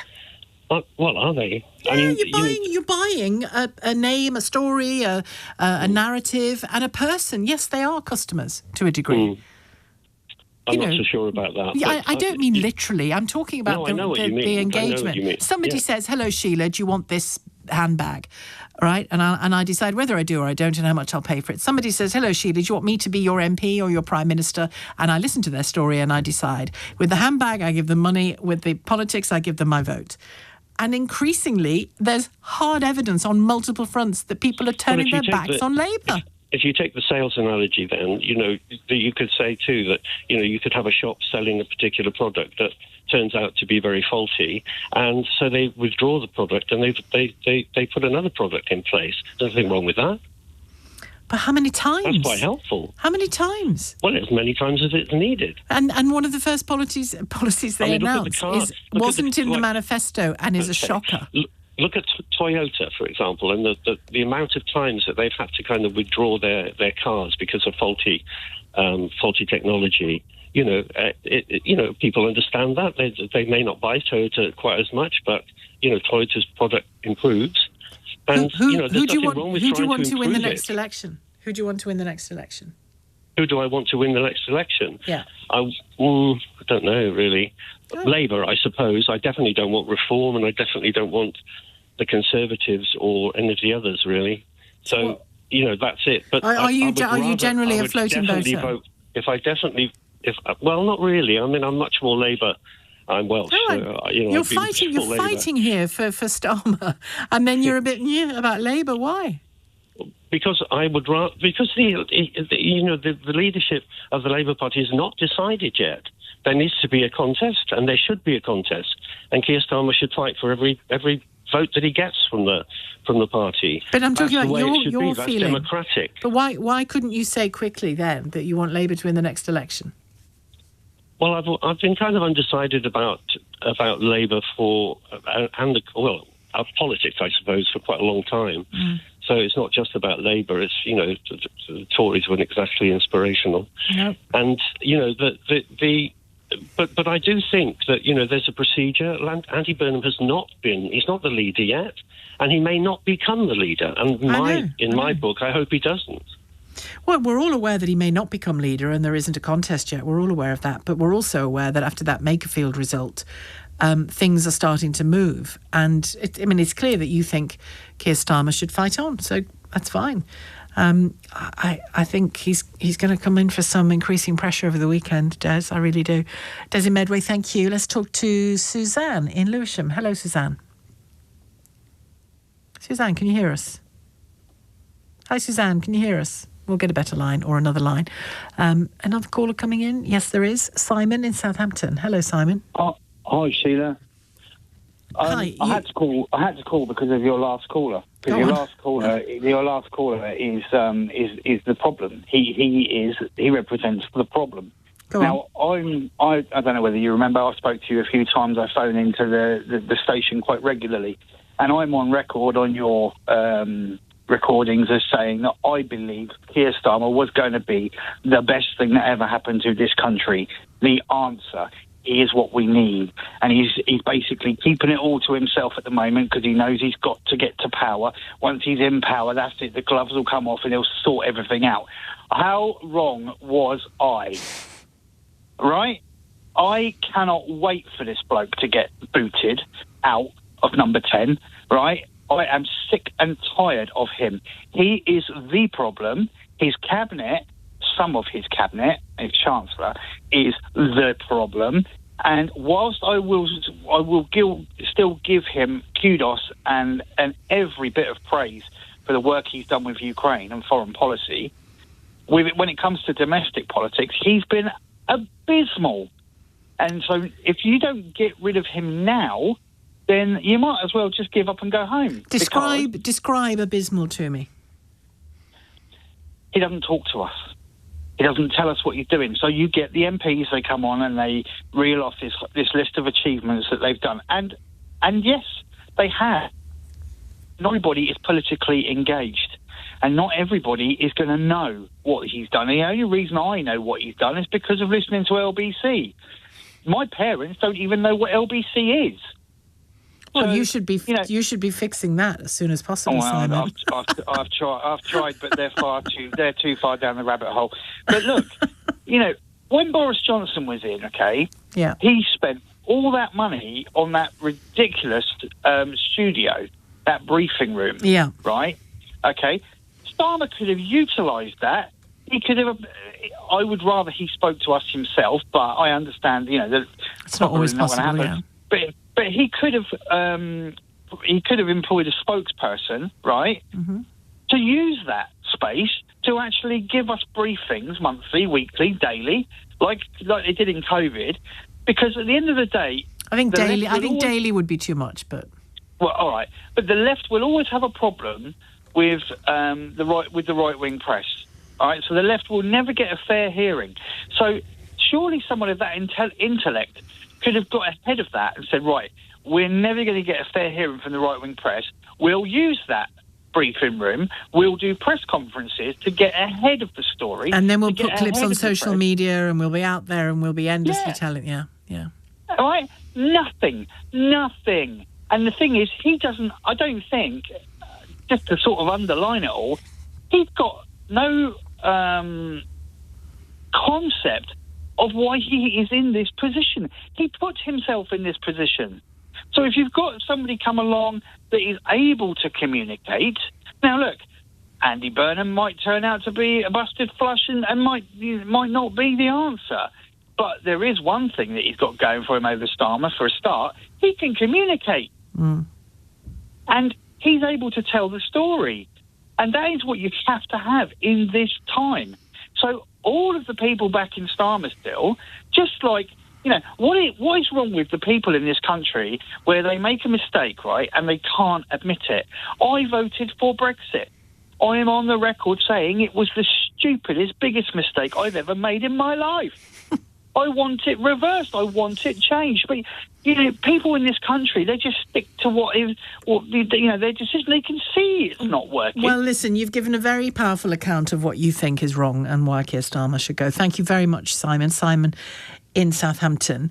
Hopefully we'll speak to David in Bayswater in the next half an hour and try and get back to him as well. Your calls. Should he stay or should he go? Should he do what some of his most senior colleagues are asking him, Keir Starmer, which is to accept that he needs to move on and set a timetable for doing so? Or should he, as he insists he will do, fight on? 0345 6060 973. It's 3:32, time for some headlines from Amelia Cox. Andy Burnham has promised a new path for Britain after winning the Makerfield by-election. The new Labour MP, who will be sworn in next week, could trigger a leadership challenge, which Sir Keir Starmer says he'll fight. A stepmother has been jailed for 12 years for killing a 5-year-old girl by scalding her in a hot bath almost 50 years ago. 67-year-old Janice Nix was found guilty of Andrea Bernard's manslaughter in 1978 last month. And an extreme heat weather warning has been issued for southern and eastern parts of the UK for Monday and Tuesday next week. The Met Office says we may have to change our working practices and daily routines, with temperatures set to reach 33. LBC weather: heavy rain for Scotland, Northern Ireland and the far north of England, patchy rain for Wales, but hot and sunny for the south and east of England, a high of 33 degrees. This is LBC. At the third stroke, the time from BT will be 6 o'clock precisely. Today in the UK, 850 small businesses will make their first sale.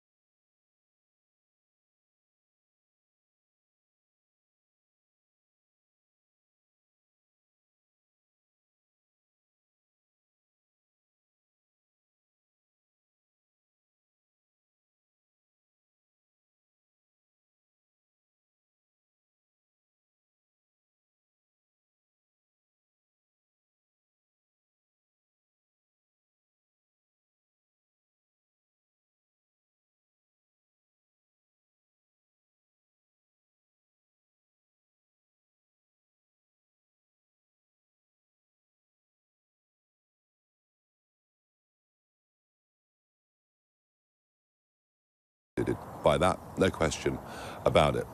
But I would say this: there's a couple of thousand voters there who would normally have gone out and voted Reform that voted Restore. And I would say directly to them, what do you want? We are the challenger party to the left in this country, and I would urge you to think again. I really, really would. Well, I'm joined by Charlie Downs, who's a political commentator and campaigns director at Restore Britain. Good afternoon to you. Hello, Sheila. What do you say to what Nigel Farage said there? We, Reform, are the party that challenges the left, not Restore. Stick with us. Well, I think he raised a very important point. He asked the question, what do you want? And I think that is an important question for the British electorate to ask themselves, because the offerings of Restore Britain and Reform UK are very different. We stand on very different platforms. We feel that since their victory in 2024, winning 5 MPs, one of whom is now our leader, Rupert Lowe, Reform has done nothing but tack to the centre. They have joined the political establishment. In what and this way? Has been Describe most how clearly Reform is centrist. In what way? Well, this has been most clearly demonstrated by their embrace of figures like Nadine Dorries, Nadeem Zahawi, the very worst of the Boris Johnson cabinet. They presided over lockdowns, vaccine mandates, the Online Safety Act. Robert Jenrick and Suella Braverman presided over the Boris wave, where millions of migrants, primarily from the Third World, entered Britain. And this has been disastrous for our country. And Reform have embraced those figures. And so they are essentially the Tory party with a different coat of paint. And we're trying to bring the British people a genuine alternative to that establishment. Well, I mean, you didn't manage it in Makerfield, but as a relatively new party, you must be pleased that you came in ahead of the Lib Dems, the Conservatives and the Greens. Well, relatively new. I mean, we're 4 months old and we didn't have any infrastructure in the Makerfield constituency. That's new in political party language. 4 months, yeah. It is. Yes. So we didn't have any infrastructure in the Makerfield constituency, and from scratch, we built a campaign machine which won us thousands of votes. And as you say, we beat the oldest and most successful political party in the world, which is the Conservative Party. And I do think that this by-election is a herald of things to come, because I think the British people, as they learn more about Restore Britain, about our agenda, about our leader, they will see that what we are offering is exactly what the country needs, and that Reform ultimately is more of the same. And when people told you why they were choosing you over Reform, did they say why? Oh, yes. It was very much for the reasons that I've just outlined, Sheila. It is the fact that there is a perception among a great many people in Reform's base that they have betrayed their original mission by embracing these former Tories who were, in many cases, the architects of some of the greatest betrayals of that period, the 14 years of Conservative government. And they want something genuinely fresh, genuinely radical. They don't want something that is going to conserve or reform the status quo. They want something that is going to upend the status quo and create a new political establishment that actually serves the interests of ordinary British people. And of course, immigration has been, the whole questions, plural, around immigration has been a massive part of Nigel Farage and Reform's sort of campaign, or, you know, inside and outside of Makerfield. Is that what you're alluding to when you say that people thought that they had moved away from that, particularly by taking on those former Tories? There's no way to have a serious conversation about the condition of Britain in the 21st century without talking about mass immigration, because it has so fundamentally transformed our country and it has implications in every area of life, from public services to jobs to welfare. It has good implications as well as some bad implications. You'd accept that, would you? Particularly when such as? Well, the numbers of workers that we've invited in to come and help us in areas where we have no workers. So purely economic? Well, no, they become social once they live here with us and become our neighbours and friends and colleagues, doesn't it? That you think we should have just left elderly people without carers when we had to, in an almost emergency scenario, recruit from abroad? Do you think we should have just not brought those people in? Well, the fact is, Sheila, many of these people who come to work in the UK bring with them many dependents. And Labour is changing that. So, I'm sorry, say that again? Labour is changing that policy and not allowing family to come. Well, maybe so, but these people are already here. And the demographic change that is going to lead to is already essentially baked in, which is why one of our policies, which is a policy not shared by Reform UK, is not just deporting illegal migrants, but it is reversing mass legal immigration. Because the British people never voted for this. We were never asked. And at every opportunity since Enoch Powell, the British people have voted against mass immigration, and yet it has still been forced upon us. This is not democratic. This is not moral. This is not legitimate. And so, yes, to answer your initial question about immigration, of course, this is the central issue of our time. And Reform have said that mass deportations of illegal migrants are a political impossibility. David Bull has said that immigration is the lifeblood of Britain. Richard Tice has said that demographic change, the white British population becoming a minority in our own homeland, is no concern of his because he'll be dead by then. This is a party that has betrayed their core voters, and so their core voters are looking elsewhere. Can I ask you about an image circulated yesterday of a black van behind a Reform UK bus, an official Reform UK bus in the campaign? And the van had the words, so like a black large van, had the words Muslims for Reform on it. Nigel Farage and others have claimed that was a Restore bus. It was a gimmick of yours, part of your campaign. It wasn't. So you can confirm on this programme, can you, that bus had nothing to do with Restore? Yeah, absolutely. It was. I don't know who was driving that. I don't know who paid for it. Some muppet seeking to cause problems. We completely disavow it, and it was not one of ours, no. Disavow it? Yes. Well, it was a stupid stunt, and it didn't. It made us look bad. Frankly, it made Reform look bad. It was just a very silly thing to do. So you'd be okay, for example, with Muslim people who lived in this country for a long time and are attracted by your policies joining your party? Of course, if somebody has £20 and they agree with our agenda, they're very welcome to be a member. Of any race, creed, colour? Of course. Yeah, OK, good to know. It's interesting because I wondered with your response on immigration whether that would be the case. But thank you very much, Charlie. Charlie Downs, political commentator and campaigns director at Restore Britain. So that's the van put to bed. He insists it was not a Restore stunt. Let's get back to David in Bayswater on whether Keir Starmer should stick or fold. David. Hi, Sheila. It's been ages. It's lovely to talk to you again, even though we disagree a lot. But oh, never mind. Yeah. So speaking very dispassionately, right? I think the elephant in the room is the British public. They cannot be faced with realities. People always have to gild the lily or make things sound better. And I despair. But just my point. So first of all, Andy Burnham is leading us up the garden path. If anyone thinks he's going to change anything substantially, he cannot change his fundamentals of the world economy and what's happening to us. First of all, he's going to stick to the fiscal rules, so he can't really raise taxes to invest in social care and whatever else he wants to do. He wants to nationalise water, which is £100 billion. He hasn't really said where it's going to come from. He's going to have to, if he does want to improve social care, he has to raise $17 billion. Who's going to want to pay that? Where's our money going to come from? Okay, and where are we going to get the care workers from? And also with the building the homes he's talked about, we need £39 billion.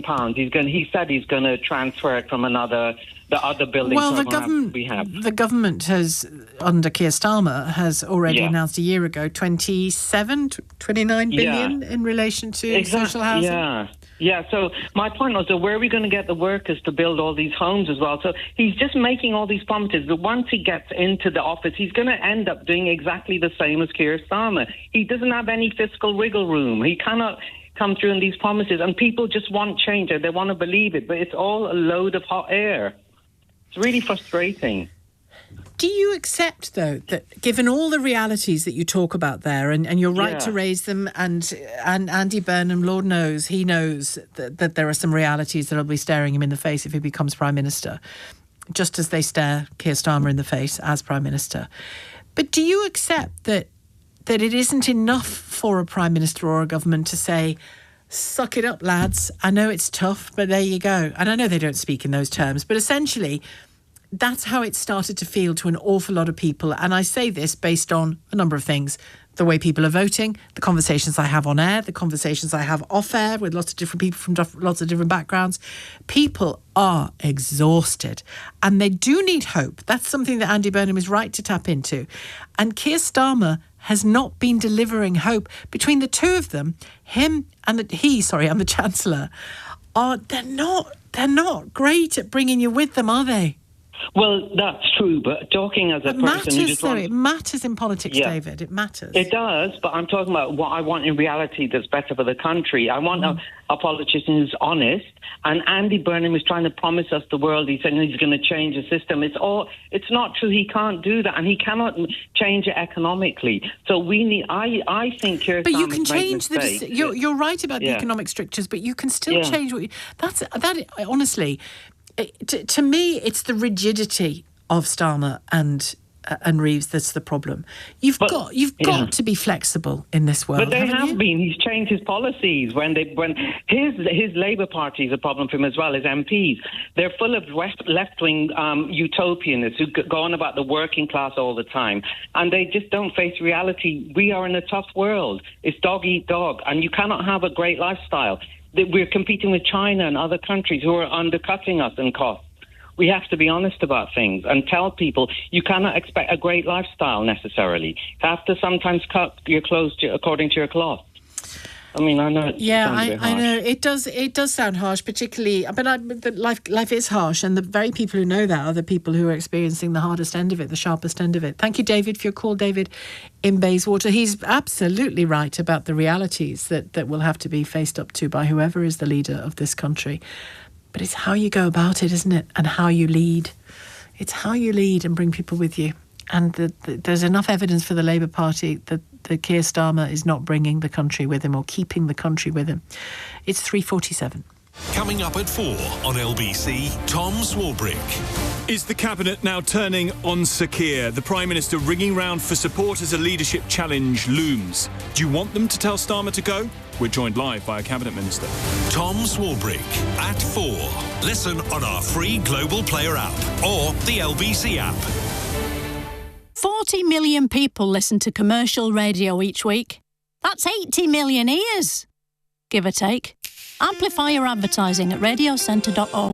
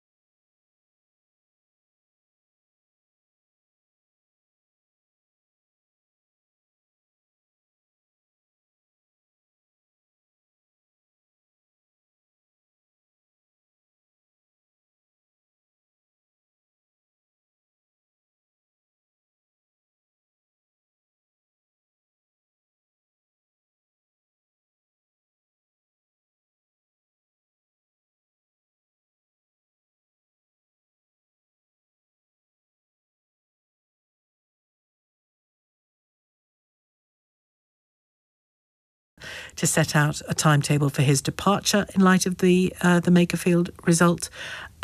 Every public utterance the Prime Minister has made about that is that he will not do that. That may change, I suppose, over the weekend, depending on what else happens around the Cabinet table.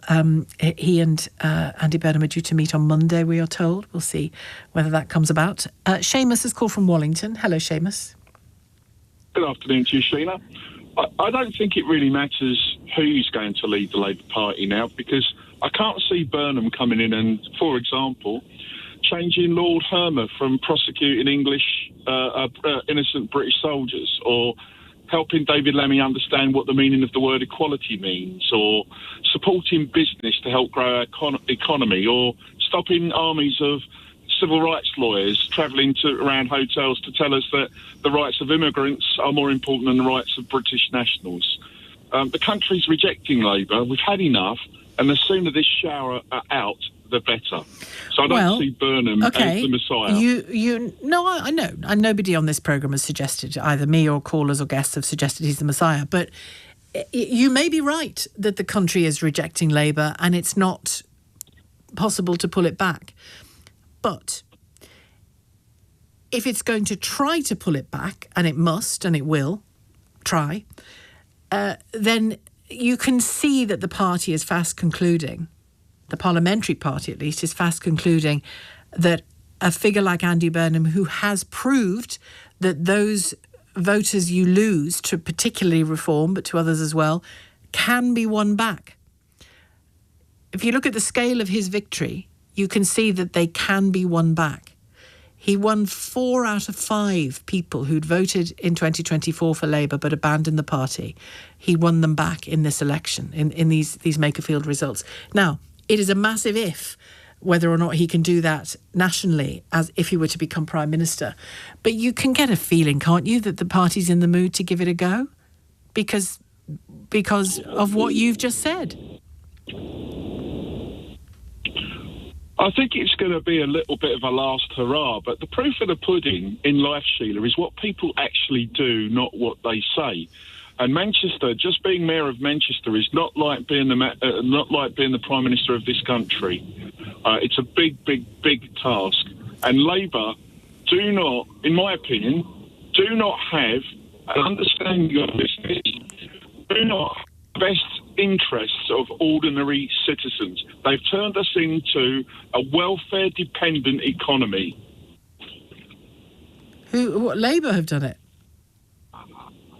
I absolutely believe that Labour are more interested in dealing with the rights of people on benefits than entrepreneurs, growing the economy, making us independent and safe and secure. No, I don't trust Labour at all. I think they're a dangerous party. And if Andy Burnham becomes Prime Minister, you don't think he'll change any of those policies you listed that you obviously don't like? You don't think he'll tackle any of that? I don't think, Sheila, that the Labour backbenchers will allow him to address reform. I do not think that they will allow him to put the money into defence that this country needs, and they will not realign our economy to support business and allow business to perform and put growth back on the agenda. No, I don't. I'm afraid. He may have intent, Sheila, but he's not going to be allowed to do it. So do you think they should just stick with Starmer and take the defeat that's coming? Well, that's a skewed question for me because I'm desperate for Starmer to stay because it's a quicker route of Labour out. But ultimately, I think that Burnham, I can't see him turning it around. I really can't. All right. Thanks very much, Seamus in Wallington. Plainly speaking. Nick in Vancouver. Hello. Oh, hi, Sheila. Hi. I think most political parties are missing the lesson that Canada has taught the world with the election of Mark Carney when he came storming. He brought the Liberal Party storming back from like a minus 30% deficit. We have a particularly stupid, angry electorate that votes against, not for now. That's just reality. So you're not going to get a two-term Prime Minister.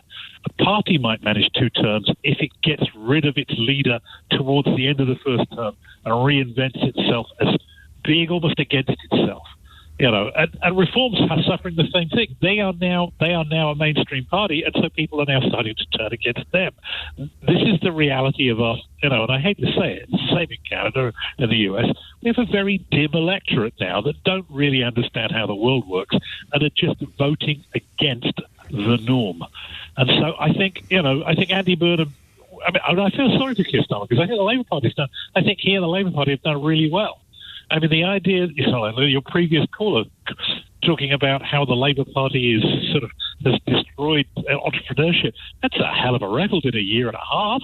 No, that's why I asked him, whether he was blaming just Labour. But don't you, I don't agree with you that the electorate is this sort of numbskullery that just, is led by the nose by anyone who tells them what they want to hear. That there will be some voters like that, but I think almost whoever they're turning to, and in large swathes it's been Reform recently, whoever they're turning to, isn't it the right of the voter to say no and to express against the body politic if the body politic, in their view, is failing them? Of course. The problem is they're not being led by the nose by anyone, Sheila. If that was the case, I actually would have more faith in democracy. The reality is they're just this vast, discontented group. And this is not just Britain, this is everywhere. A vast, discontented group of people that are angry at everything. They're not being led, they are just angry.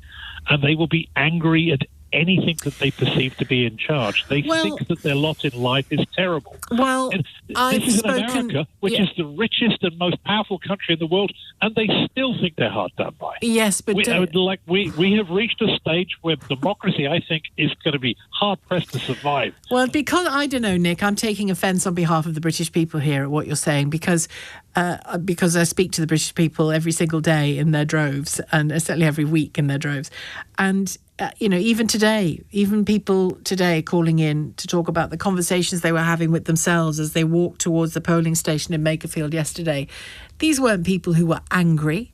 They were people who were really looking at their lives and the lives of people around them and wondering what the best next step politically was for them. They were giving it some thought. Now, while I know that isn't true of every voter, I'd be loath to dismiss anyone who votes against the status quo as some kind of lumpen idiot, really, which is why I took offence on their behalf. But thank you, Nick, for your call. Watching events at home from far, far away. Thank you, Nick, in Vancouver. That is it from me for today. If you missed any of the show, you can listen back on our free Global Player app or the LBC app, where you can also stay up to date with all the latest news, videos and opinion. Do not go anywhere, because my guess is there'll be an awful lot happening from here on in. Download the official LBC app for free from your app store right now. Coming up at 6 on LBC, it's Andrew Marr, also unmissable. But now it's time for the increasingly unmissable Tom Swarbrick. Sheila, thank you very much indeed. Afternoon, folks. Welcome to the show. At 4 o'clock. We are going to take that opportunity and we are going to lay out a new path for Britain. Burnham clears the first hurdle on his way to being Prime Minister by some distance, a mandate, he says, for change. If there is a contest, just to be clear with you, then yes, I will run, I will stand, and I've said repeatedly I'm not going to walk away